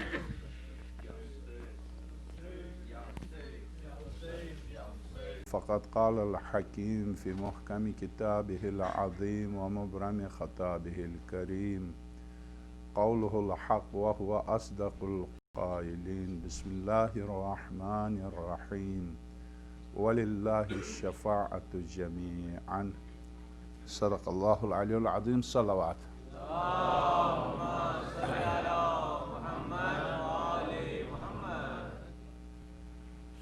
شفاعت کے عنوان پر آج یہ تیسری گفتگو ہے۔ شفاعت چونکہ ایک اہم ترین موضوع ہے، ویسے تو ظاہر اسلام کے جتنے موضوعات ہیں وہ مختلف احکام کے مجموعے کا نام دین ہے، اس کا ہر جز اپنی جگہ پر اہمیت کا حامل ہے، مگر چونکہ ہم سہولت پسند ہیں اور بلکہ کل میں نے عرض کیا تھا کہ جس کو اس موضوع سے متعلق میں نے جو سوالات مرتب کیے ہیں، اگر کوئی سوال کسی کو کے ذہن میں اس کے علاوہ رہ گیا ہو تو وہ بھی کر لے تاکہ میں جواب دوں، تو پھر ان کے سوالات بھی شامل ہوں۔ میں نے اپنی دانش میں تو سارے سوالات جو ذہن میں شفاعت سے متعلق ذہن میں آ سکتے ہیں وہ میں نے ترتیب دیے تھے، مگر ہمارے ممکن ہے یہاں ہوں گے، میں چہرے سے میرے ذہن میں نہیں ہیں، نام ان کا انہوں نے بتایا جرار نقوی صاحب، انہوں نے فون کر کے 2 سوالات کا اضافہ کیا جو کہ میرے سوالات میں ان کے سوالات موجود ہیں، مگر چونکہ ان کی خواہش ہے تو میں اس لیے ان کا نام لے رہا ہوں، ایک مومن کی خوشنودی کے لیے وہ خوش ہو جائیں، وہ یہ نہ سوچیں کہ چونکہ مولوی کے خلاف سوال تھا تو سوال ہی غائب کر دیا. تو ان کا سوال یہ تھا کہ ولایت علی کے بغیر بھی کیا شفاعت ہو سکتی ہے، ایک سوال یہ تھا. اور دوسرا سوال ان کا یہ تھا کہ کیا یہ جو ذاکرین، خطباء، علماء یا شعراء یا جو بھی ہیں، بقول ان کے جو خون حسین بیچتے ہیں، کیا ان کی شفاعت ہو سکتی ہے؟ یہ ان کا سوال اسی طرح سے تھا. میں بغیر امانت میں خیانت کیے میں آپ کی خدمت میں پیش کر رہا ہوں. اور ابھی میرے سامنے یہاں تشریف لائے ہیں، انہوں نے ایک سوال یہ کیا کہ کیا سابقہ امتوں کی بھی شفاعت ہو سکتی ہے. یہ 3 سوالات جو کہ میرے 8 سوالات میں سے، یہ پرچہ میرے ہاتھ میں ہے، میرے 8 سوالات میں سے جو ایک سوال تھا اس میں یہ سب آ جاتے تھے، مگر چونکہ ان مومنین نے خواہش کی کہ ان کا وہ بھی شامل ہوں تو اس لیے میں نے عرض کیا. ورنہ بنیادی طور پر سوال یہ ہے کہ کیا عرض کروں آپ کی خدمت میں کیا شفاعت کن کی ہوگی؟ سوال یہ تھا شفاعت کن کی ہوگی، تو اس میں سب شامل ہیں، عالم ہو، جاہل ہو، ولایت رکھتا ہو، نہیں رکھتا ہو، اس کے جواب میں سب آ جائیں گے.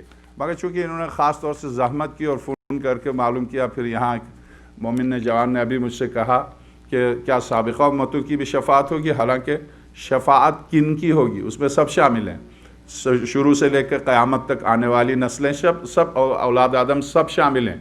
تو میں ان مومنین کی بارگاہ میں جو ابھی آئے ہیں، صرف 1 منٹ کے اندر 8 سوالات میں اس لیے دہراتا ہوں کہ میں اپنی گفتگو شروع کروں تو وہ اس گفتگو کو بے ربط تصور نہ کریں، کیونکہ ہمارا موضوع ان مجالس کا موضوع جو ہے شفاعت ہے، اور شفاعت کے عنوان پر چونکہ ہماری گفتگو ہے تو چونکہ 2 دن تک میں نے لفظ شفاعت اور اس کی وضاحت کی ہے، آج مفہوم شفاعت پر، شفاعت سے متعلق جو سوالات تھے مرتب کیے تھے، آج میں جواب دے رہا ہوں.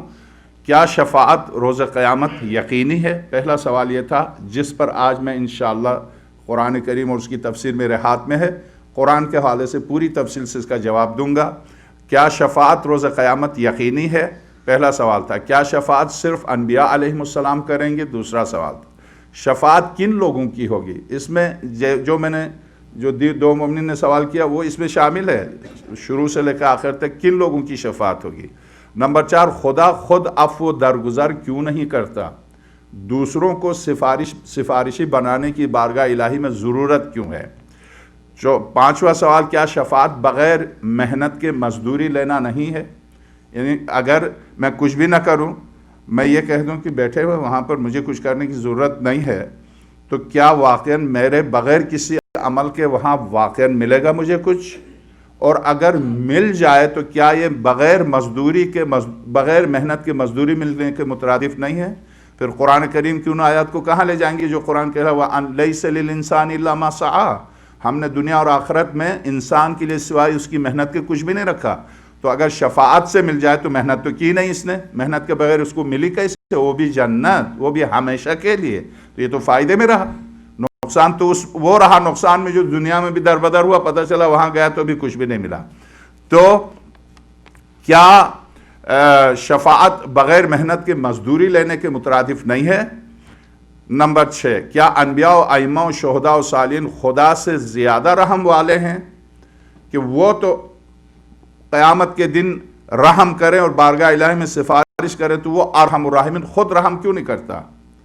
وہ ارحم الراحمین ہے، وہ تمام انسانوں میں اس کی رحمت کے 100 حصوں میں سے ایک حصے کا 9.9 میں سے بھی 0.9 تقسیم ہوا ہے کائنات میں.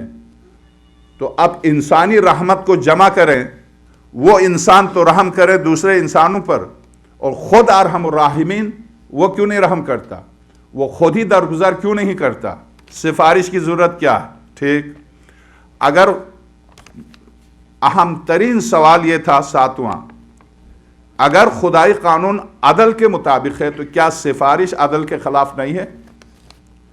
8واں سوال، سب سے بڑا مسئلہ یہ کہ سب سے بڑا مسئلہ، واقعاً اہم مسئلہ، جس کی وجہ سے میں اس موضوع پر باقاعدہ اشرح پڑھ رہا ہوں. وہ موضوع یہ ہے، سب سے بڑا مسئلہ یہ ہے، اور اس مسئلے پر ابھی میں آیات بھی پیش کروں گا آپ کی خدمت میں. سب سے بڑا مسئلہ یہ کہ شفاعت کی امید سے انسان گناہ کی طرف بڑھتا ہے. کیا شفاعت کی امید انسان کو گناہ پر ابھارنے کے مترادف نہیں ہے؟ چونکہ شفاعت کی امید ہے، میں جو چاہوں کر لوں، وہاں شفاعت تو ہونی ہی ہے، طے ہے، تو پھر یہاں میں آزاد، میں جو چاہوں کر لوں. تو کیا شفاعت کی امید گویا انسان کو گناہ پر ترغیب دینے کے مترادف نہیں ہے؟ اگر ترغیب نہیں تو کم سے کم اس امید میں رہے، جتنے بھی گناہ کرے کوئی مسئلہ نہیں ہے، وہاں ہے مسئلہ، وہاں مشکل حل ہو جائے گی. تو کیا گناہوں سے رکاوٹ بننے کے بجائے گناہوں کے لیے راستہ کھولنے کے مترادف نہیں ہے شفاعت کا عقیدہ؟ یہ سوالات میں نے مرتب کیے تھے، اور اس پر میں نے عرض کیا تھا کسی مومن کو کوئی سوال کرنا تو کر لے، میں تاکہ جواب دوں تو سب کے سوالات کو ملا کے جواب دوں. آج میں پہلے اپنے سوال پر جواب دے رہا ہوں کہ کیا شفاعت روز قیامت یقینی ہے؟ جواب ہے جی ہاں یقینی ہے. جواب اس کا مثبت ہے، منفی نہیں ہے. جواب یقینی ہے، اور اس پر امت مسلمہ سب متفق ہیں. یہ صرف مکتب اہل البیت ہی کا عقیدہ نہیں ہے، اس لیے کہ مکتب اسلام کی بنیاد و اساس قرآن ہے، اور چونکہ قرآن جن موضوعات کو ثابت کرتا ہے ان کی نفی کر کے اسلام میں کوئی رہ نہیں سکتا. اسلام میں رہنے کے لیے بنیادی طور پر قرآن کی ہر آیت پر اعتقاد و یقین لازمی ہے، ورنہ اس کا اپنا دین ہو. اگر قرآن سے مطابقت نہیں رکھتا اس کا عقیدہ تو اس کا اپنا عقیدہ ہوگا، اس کا قرآن سے کوئی واسطہ نہیں ہوگا. تو ایسی صورت میں آئیے پہلا سوال، کیا قیامت کے دن شفاعت یقینی ہے؟ میری درخواست یہ ہے، اس گفتگو کو سننے کے بعد غائب نہیں ہو جائیے گا. اس کی وجہ یہ ہے کہ ہم شفاعت کے شرائط پر آخر میں گفتگو کریں گے. شفاعت کے شرائط پر، چونکہ اس وقت اثبات شفاعت پر گفتگو ہو رہی ہے، تو اثبات شفاعت پر میں عقل و نقل و اجماع و سنت، چار دلائل، کسی بھی حکم اسلامی کے ثبوت کے لیے 4 دلائل پیش کی جاتے ہیں. فقیہ بھی اگر مسئلہ فقہ کا استنباط کرتا ہے تو 4 دلائل کو بنیاد بنا کر، سب سے پہلے قرآن، اس کے بعد سنت، اس کے بعد عقل، اس کے بعد اجماع، تو 4 دلائل کے ذریعے کسی موضوع کو ثابت کر کے پھر فتویٰ دیا جاتا ہے. کسی چیز کے حرام اور حلیت، یہاں تو خیر فتویٰ نہیں دے رہے ہیں، مگر اثبات موضوع کے لیے 4 دلائل پر جب گفتگو ہوگی، 4 دلائل آپ کی خدمت میں پیش کیے جائیں گے. تو یہ گفتگو، آج کی گفتگو صرف اثبات شفاعت کی گفتگو ہے، مگر جب یہ ثابت ہو تو اب مطمئن ہو کہ دوسری مجالس میں نہیں آ رہا اور کہہ رہا کہ مولوی نے کہہ دیا شفاعت ہو جائے گی. شرائط پر گفتگو بعد میں ہوگی، چونکہ کوئی چیز، یہاں تک کہ میں وہاں کی مجلس میں عرض کر چکا، کلمہ توحید، انسان موحد نہیں بن سکتا بغیر شرط و شروط کے. صرف کلمہ کہنے پر موحد نہیں ہو سکتا. آقا امام رضا سلام اللہ علیہ کا نشان،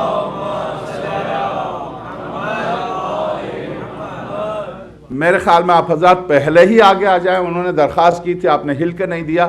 آپ پہلے آگے آ جائیں، باہر سے آنے والے کو آپ کے کاندھوں کے اوپر سے گزرنے کی ضرورت نہ ہو.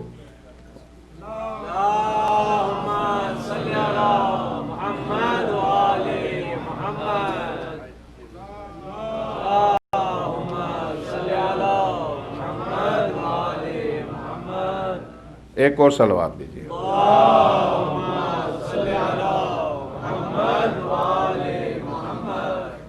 اتنا اہم موضوع جس پر میرے آپ کے قرآن کریم نے مسلسل ابھی بھی 3-4 آیتوں کی تلاوت کر کے سورہ مبارکہ بنی اسرائیل، پھر یہ حساب و کتاب، یہ پھر جزا سزا، اور یہ پھر ڈرانا دمکانا. جب شفاعت ثابت ہو تو یہ ساری آیتوں کو آپ کہاں، وَمَن يَعْمَلْ مِثْقَالَ ذَرَّةٍ خَيْرًا یرا، جو ذرہ برابر خیر انجام دے گا دیکھ لے گا. وَمَن يَعْمَلْ مِثْقَالَ ذَرَّةٍ شَرًّا یرا، ذرہ برابر شر انجام دے گا دیکھ لے گا. جب میں شر و خیر سب دیکھ چکا ہوں گا تو پھر شفاعت کے کیا معنی؟ اور جب دیکھنا ہی ہے، اگر بغیر دیکھے شفاعت ہو رہی تو پھر ان آیات کو کہاں لے کے جائیے گا؟ اور اگر دیکھنا ہی ہے تو کیا صرف دیکھنا ہے یا رد عمل کا نام دیکھنا ہے؟ اگر رد عمل ہو تو میں تو گیا، اور اگر رد عمل نہیں ہے، صرف دیکھنا ہے، تو پھر ان آیات کی تشریح کیا ہو؟ وَمَا تُقَدِّمُ لِأَنفُسِكُم مِّن خَيْرٍ تَجِدُوهُ عِندَ اللَّهِ، جو تم، ایک مومن غالباً یہاں مجھے اس وقت نظر نہیں آ رہے، انہوں نے کہا تھا یہ اعمال کیسے لکھے جاتے ہیں، کس طرح سے محفوظ ہوتے ہیں، اس پر خیر میری گفتگو شفاعت کے موضوع سے خارج ہے، مگر میں ضرور ان کی خواہش ہے میں کسی نہ کسی عنوان سے لے کر آؤں گا اور عرض کروں گا ان کی خدمت میں کہ اعمال کیسے، بلکہ اس جدید دور نے بہت سے موضوعات جو انسین تھے ثابت کر دیے ہیں. یعنی اس جدید دور نے دین کو سمجھ، واقعاً مولائے کائنات کا عبداللہ ابن عباس سے یہ ارشاد، اے عبداللہ ابن عباس، القرآن یفسرہ الزمان، قرآن وہ کتاب نہیں ہے کہ جس کی آج تفسیر کر کے ختم ہو جائے، زمانہ خود اس کی تفسیر کرتا جائے گا. زمانہ جب ترقی کرتا جائے گا قرآن کی تفسیر ہوتی. واقعاً اس زمانے میں کون سمجھا سکتا تھا مکے والوں کو یا مدینے والوں کو سورہ مبارکہ رحمان کی اس آیت کو کون سمجھا سکتا تھا؟ یا معاشر الجن والانس ان استطعتم ان تنفذوا من اقطار السماوات والارض فانفذوا لا تنفذون الا بسلطان. اے جن و انس اگر زمین کرے زمین سے نکلنا چاہو نکل جاؤ. کون سمجھا سکتا تھا؟ ابھی بیچارے گدھے پر سوار ہو کے فخر کرتے ہیں ہم گدھے پر سوار ہیں، ابھی گھوڑے پر سوار ہیں. ہاتھیوں کا جب پہلا قافلہ مکے کو خانہ کعبہ کو ڈھانے کے لیے آیا، مکے والے چھوڑ کے بھاگے تھے سوائے وارثان مکہ اور خانہ کعبہ کے حضرت عبد المطلب پہ، سب چلے گئے تھے پہاڑوں کے اوپر. ظاہر ہے وہی نسلیں تھی جو بعد میں بھی وہی کردار رہا. بہرحال میں آپ کی خدمت میں عرض کروں کہ چونکہ حضرت عبد المطلب رہے، چونکہ وارث کعبہ تھے، متولی تھے کعبے کو، ان کی ذمہ داری تھی، وارث انبیاء تھے، ان کے علاوہ کوئی. ہاتھیوں کو دیکھ کے پریشان ہو رہے تھے چونکہ مکے والوں نے نہیں دیکھا تھا، پریشان تھے یہ کیا چیز آ گئی. تو وہ یہ سوچیں کہ زمین کو چھوڑ کر آسمان کی طرف جائیں تو اس وقت کیا پیغمبر خدا کو جہاز بنا کے دکھاتے؟ دیکھو ایسا ہے، اس پر سوار ہو کے چلے جاؤ گے. ناممکن تھا. میں مثال کے طور پر اپنے موضوع سے متعلق عرض کروں، اس میں اورنگی میں پیش نماز تھے، وہ بھی اتفاق سے ہماری طرف کے تھے، نجف کے طلبہ میں سے. اچھا، ان کے والد محترم جو تھے وہ ان کی چکی تھی، آپ شہر والے جانتے بھی نہیں ہوں گے، بلکہ یہاں کی پیدائش کو تو پتہ بھی نہیں ہوگا. پن چکی جو پانی سے چلتی ہے، انڈیا میں پرانے زمانے میں وہی تھی، دنیا بھر میں وہی تھی، پانی سے چلتی ہے چکی. تو ان کے والد کی وہاں چکی تھی. انہوں نے اپنے پتہ نہیں جمعہ کے خطبے میں ان کو کیا سوجی، انہوں نے کہا کہ ہمارے ہاں تو یہ پانی کی چکی، وہاں اب بھی وہی چکیاں، وہ پانی کی چکی چلتی ہے، اسی سے گندم پیستے ہیں، اسی سے. لوگوں نے تعجب کیا کیسے ہو سکتا پانی سے. اس بیچارے کو پیش نماز کو یہ ثابت کرنے کے لیے کہ ہاں ایسا ہو سکتا، ان کو چکی بنانی پڑی وہاں، اور بنا کے دکھایا کہ اس طرح سے ہوتی ہے. پیش نماز سے، ورنہ ان کی عدالت چلی جاتی. لوگ کہتے خامخواہ کی باتیں کرتے آپ. مشکل یہی ہے بعض موضوعات پر گفتگو. اب خاتم الانبیاء صلی اللہ علیہ وسلم چونکہ سورہ رحمان کی آیت کہتی ہے اے جن و انس تم صرف اس قرے کے لیے نہیں ہو، خلق لکم ما فی الارض جمیعا، کائنات تمہارے لیے، نکل جاؤ یہاں سے. تو کیسے نکلتے؟ سوچ بھی نہیں سکتے تھے کہ اس زمین سے نکل جائیں گے. تو اب قرآن کریم کی یہ تفسیر یا بقول آیت اللہ ناصر مکارم شیرازی کے جو آقا امام زمانہ ارواحنا لہ الفدا پر جو کتاب لکھی ہے، اس میں یہ روایت امام پنجم کے روایت آپ امام پنجم کے زمانے میں امام باقر سلام اللہ علیہ کیسے سمجھا سکتے ہیں لوگوں کو کہ حضرت یہ فرماتے ہیں ہمارے قائم کے ظہور کے وقت مشرق کا دوست مغرب کے دوست کے ہاتھ میں ہوگا، مغرب کا دوست مشرق کے دوست کے ہاتھ میں ہوگا، ایک دوسرے کو دیکھ کے گفتگو کریں گے، سن کے نہیں. اب یہ روایت اگرچہ موبائل ابھی ایجاد ہوا ہے، یہ روایت انہوں نے نقل کی ہے بہار سے. بہار کب کی لکھی ہوئی ہے؟ 450 سال پہلے. 450 سال پہلے ان وسائل کا تصور بھی نہیں تھا علامہ مجلسی کے زمانے میں. علامہ مجلسی کے اور مجلس نے کہاں سے لکھی ہے؟ ظاہر ہے کہ شیخ صدوق ابن بابوئی سے. شیخ صدوق ابن بابوئی جامع الاخبار، وہ سن 350 ہجری کے علماء میں سے. اب یہ روایت امام نے فرما تو دیا کہ ہر مومن مشرق کا مغرب والے کے ہاتھ میں ہوگا، ہاتھ میں، اور مغرب کا مومن مشرق والے کے ہاتھ میں ہوگا. اب جب یہ موبائل ایجاد نہیں ہوا تھا، زندان اس میں زابل کے زندان میں، چابہار کے زندان میں تھے آیت اللہ ناصر مکارم شیرازی جو جیل میں یہ کتاب لکھ رہے تھے آقا امام زمانہ پر. اس میں اس روایت کو نقل کرنے کے بعد کہتے ہیں کہ یہ کوئی معجزاتی مسئلہ نہیں ہے، سائنسی ترقی اس طرح سے ہوگی کہ انسان جب دوسرے سے اتصال کرے گا، متصل ہوگا، تو آلہ ایسا پیدا ہوگا جو اس کے ہاتھ میں بھی ہوگا، اس کے ہاتھ میں. یہ موبائل فون ہے جو مشرق والا مغرب والے کے ہاتھ میں. تو اب اس روایت کو امام پنجم نے 1400 سال پہلے فرمایا، مگر کیا وہ سمجھ سکتے تھے؟ نہیں سمجھ سکتے تھے. امام صادق سپرمین اسلام، آپ نے وہ کتاب پڑھی ہوگی، اردو میں بھی انگلش میں بھی، وہ کچھ مسلمانوں کی لکھی ہوئی نہیں ہے، وہ سپرمین ان اسلام آپ نے یقیناً پڑھی ہوگی. اس میں امام صادق صلوات اللہ علیہ پر جو انجینئرز اور پی ایچ ڈیز اور سائنسدانوں نے جو مقالات لکھے ہیں، جن کو جمع کر کے یہ کتاب لکھی گئی، اس میں امام ششم کو دیکھیے کہ سب سے پہلے ریل گاڑی کے پوری ریل گاڑی کا پورا نقشہ ہے وہاں پر کہ لوہے کے اوپر لوہا چل رہا. اب حضرت کیا ریل گاڑی کو وہ باقاعدہ وہ لوہا بچھا کر ریل گاڑی بنا کے دکھا دیں گے؟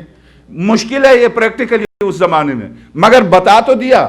تو اب قرآن کی بھی یہی مثال ہے، القرآن یفسرہ الزمان. قرآن وہ کتاب خدا کی کہ زمانہ ترقی کرتا جائے گا، اس کی خود بخود تفسیر ہوتی جائے گی. تو اسی لیے چونکہ بعض آیات کی تفسیر کرتی ہیں، اور چونکہ میں آج کی گفتگو آج کی مناسبت سے پیش کروں گا، اور جب آپ اس گفتگو کو سن کے مطمئن ہو کے چلے جائیں ہاں قرآن سے ثابت کیا مولوی نے، اور تمام مکاتب فکر اسلامی سے بھی ثابت کر دیا مولوی نے کہ شفاعت یقینی ہے، اب جو چاہو کر لو.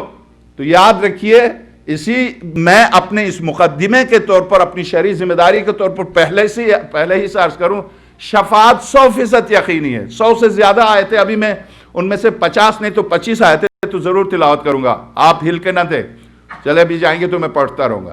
بہرحال میں آپ سے عرض کروں کہ میں قرآن کریم نے چونکہ جس موضوع کو ثابت کرنے کے لیے زور دیا ہے، صرف ثابت نہیں کیا، زور دیا ہے. جب زور دیا ہے تو زوردار آیت کی تلاوت کی جائے گی آپ کے سامنے. مگر شفاعت کو ثابت کرنے کے بعد کوئی یہ مطمئن ہے شفاعت ثابت ہے قرآن سے؟ ہم مطمئن ہیں، اب ہم جو چاہے کر لیں. تو اس جو چاہے کر لیں اور شفاعت ثابت ہے، اس موضوع پر میں اپنے موضوع کو شروع کرنے سے پہلے عرض کروں بشرطہا و شروطہا.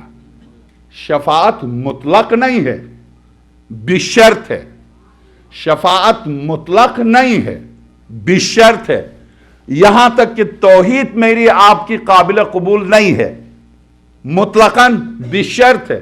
سامن الائمہ 17,000 اہل قلم نیشاپور پوچھ رہے ہیں فرزند رسول ایک ارشاد. میں نے اپنے والد سے امام موسیٰ کاظم سلام اللہ علیہ سے، انہوں نے اپنے والد جعفر الصادق سلام اللہ علیہ سے، انہوں نے اپنے والد امام باقر سلام اللہ علیہ سے، انہوں نے اپنے والد امام زین العابدین سے، انہوں نے اپنے والد امام حسین سے، انہوں نے اپنے بھائی اور اپنے والد امام حسن اور امام امیر المومنین سے، امیر المومنین نے پیغمبر سے، پیغمبر خدا نے جبریل امین سے، جبریل امین نے بارگاہ الہی سے کہ کلمۃ لا الہ الا اللہ حسنی، کلمہ لا الہ الا اللہ میرا قلعہ ہے، فمن دخل فی حسنی فقط امن من عذابی، جو میرے قلعے میں داخل ہوا میرے عذاب سے محفوظ رہا. اگر یہ لفظ یہاں تک ہوتا تو بس کلمہ پڑھ لیا چلے گئے جنت. مگر حضرت جب 2 قدم آگے چلے تو حضرت نے پلٹ کے فرمایا بشرطہا و شروطہا، کلمہ لا الہ الا اللہ قلعہ ذات لم یزل ہے اپنے شرائط کے ساتھ، وَأَنَا مِن شُرُوطِهَا. سامن الائمہ فرماتے ہیں کلمہ لا الہ الا اللہ کے قلعہ ہونے کی پہلی شرط میں ہوں، امامت. تو بغیر شرط کے کلمہ لا الہ الا اللہ قابل قبول نہیں ہے بارگاہ الہی میں، تو شفاعت کیسے؟ شرط کے ساتھ ہے. چونکہ شرط پر گفتگو ہماری بات میں ہوگی، شرائط کیا ہیں ان پر اصل وہی مسئلہ ہے، شرائط اصل مسئلہ وہی شرائط ہے. چونکہ ان شرائط سے ہٹ کر آپ، جیسے ایک جوان نے ابھی مجھ سے سوال کیا کیا سابقہ امتوں کی شفاعت ہوگی، تو اب آپ دیکھیے گا اتفاق سے سورہ واقعہ بقرہ میں پہلی آیت شفاعت کے سلسلے میں سابقہ امتوں ہی کے بارے میں. شفاعت قرآن کریم سے آج صرف میں نے کہا شفاعت 100% یقینی ہے، طے شدہ بات ہے شفاعت ہوگی. اور یہ بھی طے کہ سارے انبیاء شفاعت کریں گے، اور یہ بھی طے ہے کہ نہ صرف انبیاء، صالحین بھی شفاعت کریں گے. یہ بھی طے ہے کہ علماء شفاعت کریں گے. یہ بھی طے ہے کہ یتیم بچے جو بالغ ہونے سے پہلے مرا شفاعت کرے گا. یہ بھی طے ہے کہ جو راہ خدا میں شہید ہوئے ہیں وہ بھی شفاعت کریں گے. شفاعت موضوع کے اعتبار سے ثابت ہے. اب اس کے ثبوت میں قرآن کریم کی آیت ایک صلوات بھیجیے گا.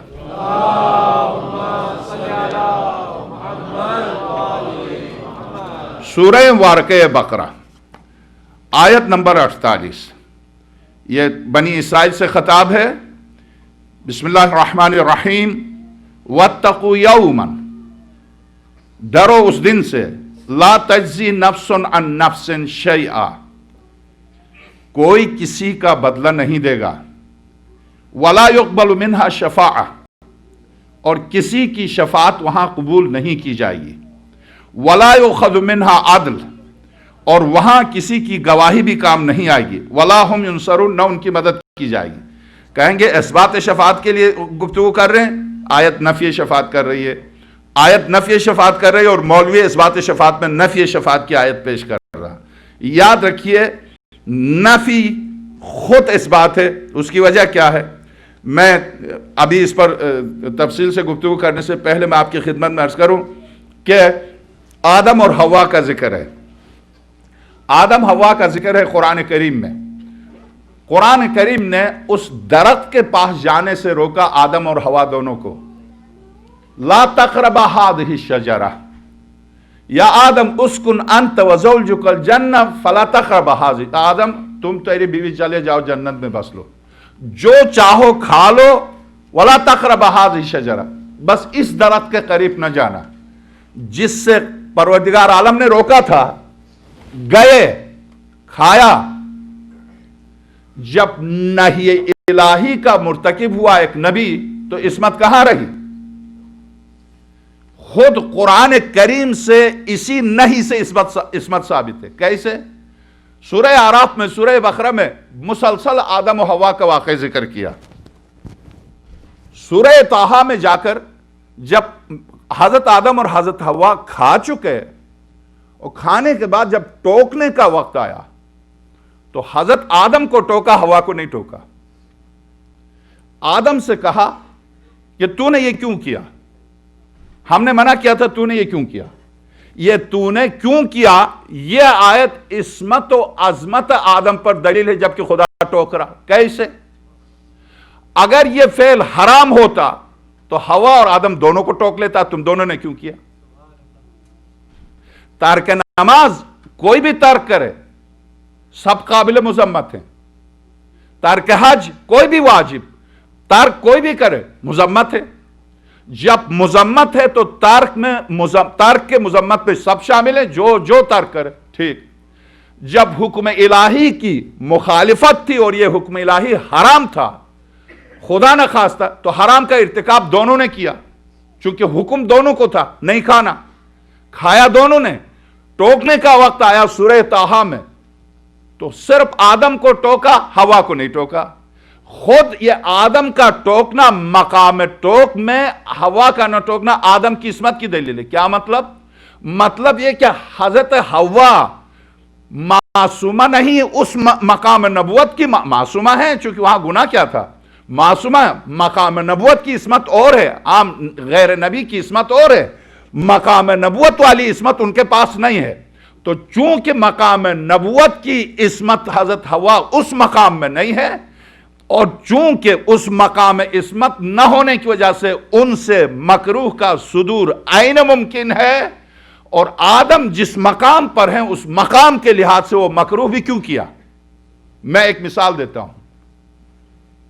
ٹی وی پر آتے ہیں، روزمرہ آپ دیکھتے ہیں، ٹی وی پر آتے ہیں، گفتگو کر رہے ہیں، لیکچر دے رہا، کوئی تقریر کر رہا، میری طرح پسینے میں تر ہو کے، ٹھیک، اچانک کھانسی آ گئی یا اسے چھینک آ گئی، تو چھینک آتے ہوئے وہ کیا کہتا ہے؟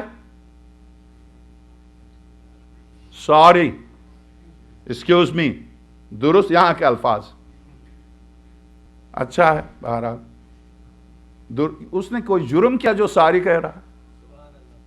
اس نے جو جرم کیا جو ایکسکیوز می کہہ رہا؟ وہ کیوں ایکسکیوز کر رہا؟ کوئی جرم کیا ہے، اخلاق کی بلندی کے ثبوت کی خاطر۔ اس نے کوئی جرم نہیں کیا ہے، بلندی اخلاق کی خاطر وہ کہہ رہا ایکسکیوز می۔ تو بلندی اخلاق کی آخری منزل کا نام مقام نبوت ہے، اس مقام نبوت کی مناسبت سے ٹوکا ہے، نہ کہ کسی فعل حرام کی وجہ سے۔ دوسری مثال، شہزادہ اور نوکر جا رہے تھے، راستے میں دیکھا شہزادہ بھی کچھ کھا رہا، ان کا نوکر بھی کچھ کھا رہا چلتے ہوئے۔ شہنشاہ آ گئے، شہزادے کو دیکھ کر کہا یہ تو کیا کر رہا چلتے ہوئے کھا رہا؟ نوکر سے نہیں کہہ رہا، نوکر بیچارہ مصروف ہے، چلتے پھرتے کھانا اس کے لیے کوئی مسئلہ نہیں ہے۔ شہزادے کی شہزادگی اور مقام بلندی کے منافی ہے کہ راستے میں چلتے ہوئے کھائے، تو اس شہزادگی کی بنیاد پر شاہ شہزادے کو ٹوکے گا، نوکر کو یہاں اسی طرح سے ٹوکنا ہے، یہ عصمت کے منافی نہیں ہے۔ تو آدم کا ٹوک کے ہوا کو نہ ٹوکنا خود اس بات کی دلیل ہے کہ آدم عصمت کی آخری منزل کا نام ہے۔ اور ظاہر ہے کہ عصمت کے سامنے فرشتے جھکے تھے، کسی گناہ کے سامنے تھوڑی جھکے تھے، علم کے سامنے جھکے تھے، کسی جہل کے سامنے تھوڑی جھکے تھے۔ تو اب شفاعت جو میں آپ کی خدمت میں پیش کر رہا ہوں، قرآن اس کے بعد قرآن کریم یہاں پر ارشاد فرمایا بنی اسرائیل سے، وَاتَّقُوا يَوْمًا لَا تَجْزِي نَفْسٌ عَن نَفْسٍ شَيْئًا وَلَا يُقْبَلُ مِنْهَا شَفَاعَةٌ وَلَا يُؤْخَذُ مِنْهَا عَدْلٌ وَلَا هُمْ يُنصَرُونَ۔ اے بنی اسرائیل، جن نعمتوں سے میں نے تمہیں نوازا، جن نعمتوں سے میں نے تمہیں نوازا، انہیں یاد کرو، اور یہ بھی یاد کرو کہ میں نے تمہیں عالمین پر فضیلت بخشی ہے، اور اس دن سے ڈرو جس دن کوئی شخص دوسرے کی جگہ جواب دہ نہ ہوگا۔ یہ ذہن میں رکھیے گا، کہیں آپ حلا بلا برگردن ملا مولوی جواب دے، میں آپ کو نظر بھی نہیں آؤں گا، کہاں مجھے پھنسایا ہوگا کہ تو نے قوم کے ساتھ کیا کیا کیا۔ میں اگر کہہ دوں آپ بے فکر رہیے میں ہوں، نہیں، وہاں آپ تلاش کرتے رہیں گے، میں ملوں گا ہی نہیں، کوئی نہیں ملے گا۔ یہ قرآن کی صریح آیت ہے، کوئی نہیں ملے گا، ہر ایک اپنے عمل کا جواب دے، قوم کا جواب دے تھوڑی ہوتا ہے۔ جی ہاں، انبیاء صرف انبیاء سے پوچھا جائے گا کہ تم نے کیا نہیں کیا۔ سورہ اعراف، اس دن سے ڈرو جس دن کوئی شخص دوسرے کی جگہ جواب دہ نہ ہوگا، نہ سفارش قبول کی جائے گی، نہ ہی تاوان یا بدلہ قبول ہوگا، نہ ہی ان کی مدد کی جا سکے گی، مدد بھی نہیں کی جا سکے گی۔ یہ آیت ٹھیک، سورہ واقعہ بقرہ آیت نمبر 48۔ یہاں تو شفاعت کی نفی کر رہا قرآن، ہم کیسے شفاعت ثابت کر رہے ہیں؟ تو آپ اگر آیت پر ذرا سی توجہ دے تو شفاعت کی نفی نہیں کر رہا، ان کے اعمال کی مناسبت سے شفاعت کی نفی کر رہا کہ تم نے جو اعمال بجا تم لائے ہو وہ اس قابل نہیں کہ ہم ان کے مقابلے میں شفاعت قبول کریں۔ آیت شرط شفاعت بتا رہی ہے، نفی شفاعت نہیں کر رہی ہے۔ نفی شفاعت کرتی تو شفاعت کا ذکر ہی نہ ہوتا۔ جب ایک موضوع ہے ہی نہیں تو اس کا ذکر کیوں ہو رہا؟ موضوع ہے مگر اس موضوع کا تعلق ان لوگوں سے نہیں ہے، ایسے عمل والوں سے نہیں ہے۔ چونکہ اس عمل والوں سے نہیں ہے، ان کے اعمال کی مناسبت سے شفاعت کی نفی کی جا رہی ہے، نہ کہ خود موضوع شفاعت کی نفی۔ موضوع شفاعت کی نفی نہیں کی جا رہی۔ اب آپ آگے چلیے، ارشاد ہوتا ہے قرآن کریم، چونکہ یہاں پر تفسیر میں کوئی یہ سوچے کہ چونکہ قرآن نے اس آیت میں کہہ دیا بنی اسرائیل، اب چونکہ آیت اللہ ناصر مکارم شیرازی تفسیر نمونہ ہے میرے ہاتھ میں، آیت اللہ ناصر مکارم شیرازی چونکہ پہلی آیت کی تفسیر بیان کر رہے ہیں کہ اس آیت کی بنیاد پر تو یہودی آج بھی افضل ہیں، چونکہ قرآن کہہ رہا یا بنی اسرائیل اذکروا نعمتی التی انعمت علیکم وانی فضلتکم علی العالمین، تو یہ تو فضیلت رکھتے ہیں عالمین پر، نہیں، اس کے آگے 10-20 صفحات اس بات پر خرچ کیے ہیں یہ ثابت کرنے کے لیے کہ نہیں، امت مسلمہ افضل ہے، اس لیے کہ امت مسلمہ کے لیے قرآن نے خیر کا لفظ فضیلت سے زیادہ بہتر لفظ کو استعمال کیا۔ کنتم خیر امت اخرجت للناس تأمرون بالمعروف وتنہون عن المنکر وتؤمنون باللہ۔ امت مسلمہ کو خیر سے تعبیر کیا، خیر کے مقابلے میں افضلیت، اور پھر افضلیت وہ بھی سابقہ امت، اور چونکہ وہ اپنے زمانے کے اعتبار سے افضل تھی، نہ کہ پورے زمانوں میں۔ یہ ایک الگ سے موضوع ہے جس پر تفصیل سے گفتگو کی ہے۔ آئیے قرآن اور مسئلہ شفاعت، اس میں شک نہیں کہ خدائی سزائیں اس جہاں میں ہوں یا قیامت میں، ان میں انتقام کا پہلو نہیں، وہ سب در حقیقت قوانین کے اجراء اور اطاعت کی ضمانت ہے۔ تو اب ایسی صورت میں جو ہم نے سوالات کیے تھے ان میں سے پہلا سوال یہی تھا، عالم تکوین میں شفاعت، آپ اگر غور کریں عقلی طور پر شفاعت کے کیا معنی؟ کسی شے کے ساتھ ایک ایسی دوسری چیز کا جوڑنا کہ وہ اس پہلی چیز کی کمزوری دور ہو جائے، اس کی مدد ہو جائے، یہ شفاعت ہے۔ تو ایسی صورت میں اگر پہلی گفتگو میں نے اس موضوع کو شروع کرتے ہوئے عرض کیا تھا آپ کی خدمت میں کہ کائنات کا نظام شفاعت پر چل رہا ہے، کیسے؟ جب تک تنا نیچے سے جڑیں مدد نہ کریں، غذا کو لے کر تنے کی مدد نہ کریں تو تنا بن ہی نہیں سکتا، اور جب تک غذا ساری جڑیں زمین پر پھیل کے کوشش کر کے غذا کو حاصل کر کے اوپر تنے تک پہنچاتی ہیں، یہ ہے جڑوں کی شفا تنے تک، تنا اوپر پہنچاتا ہے شاخوں تک، یہ ہے ایک تو یہ شفاعت ہے نباتات میں، اور نباتات میں آپ یہ دیکھیے 4 عناصر اربع حیات حیوانی میں عناصر اربع ایک دوسرے کی مدد کرتے ہیں، تو زندگی کائنات شفاعت کے اوپر چل رہی ہے، لغوی معنی میں کائنات کی زندگی خود شفاعت کے اوپر چل رہی ہے۔ اگر سورج مدد کرتا ہے، ہوا مدد کرتی ہے، پانی مدد کرتا ہے، زمین مدد کرتی ہے، یہ ایک دوسرے کی مدد کرتے ہیں، موجودات ان کی مدد سے موجود ہیں عالم وجود میں، تو یہ ایک دوسرے کی شفاعت کر رہے ہیں، ایک دوسرے سے ضم ہو کر اس نظام کو چلا رہے ہیں۔ اسی طرح سے کسی کمزور کی کمزوری کو دور کرنے کا نام شفاعت ہے، تو شفاعت اس وقت، سفارش اس وقت قابل مذمت ہے، یہ ذہن میں رکھیے گا، سفارش اس وقت قابل مذمت ہے، یہ میری اس بات کو پوری طرح ذہن میں زور دے رہا ہوں، سفارش اس وقت قابل مذمت ہے جب میری آپ کی سفارش سے کسی مستحق کا حق ضائع ہوتا ہو۔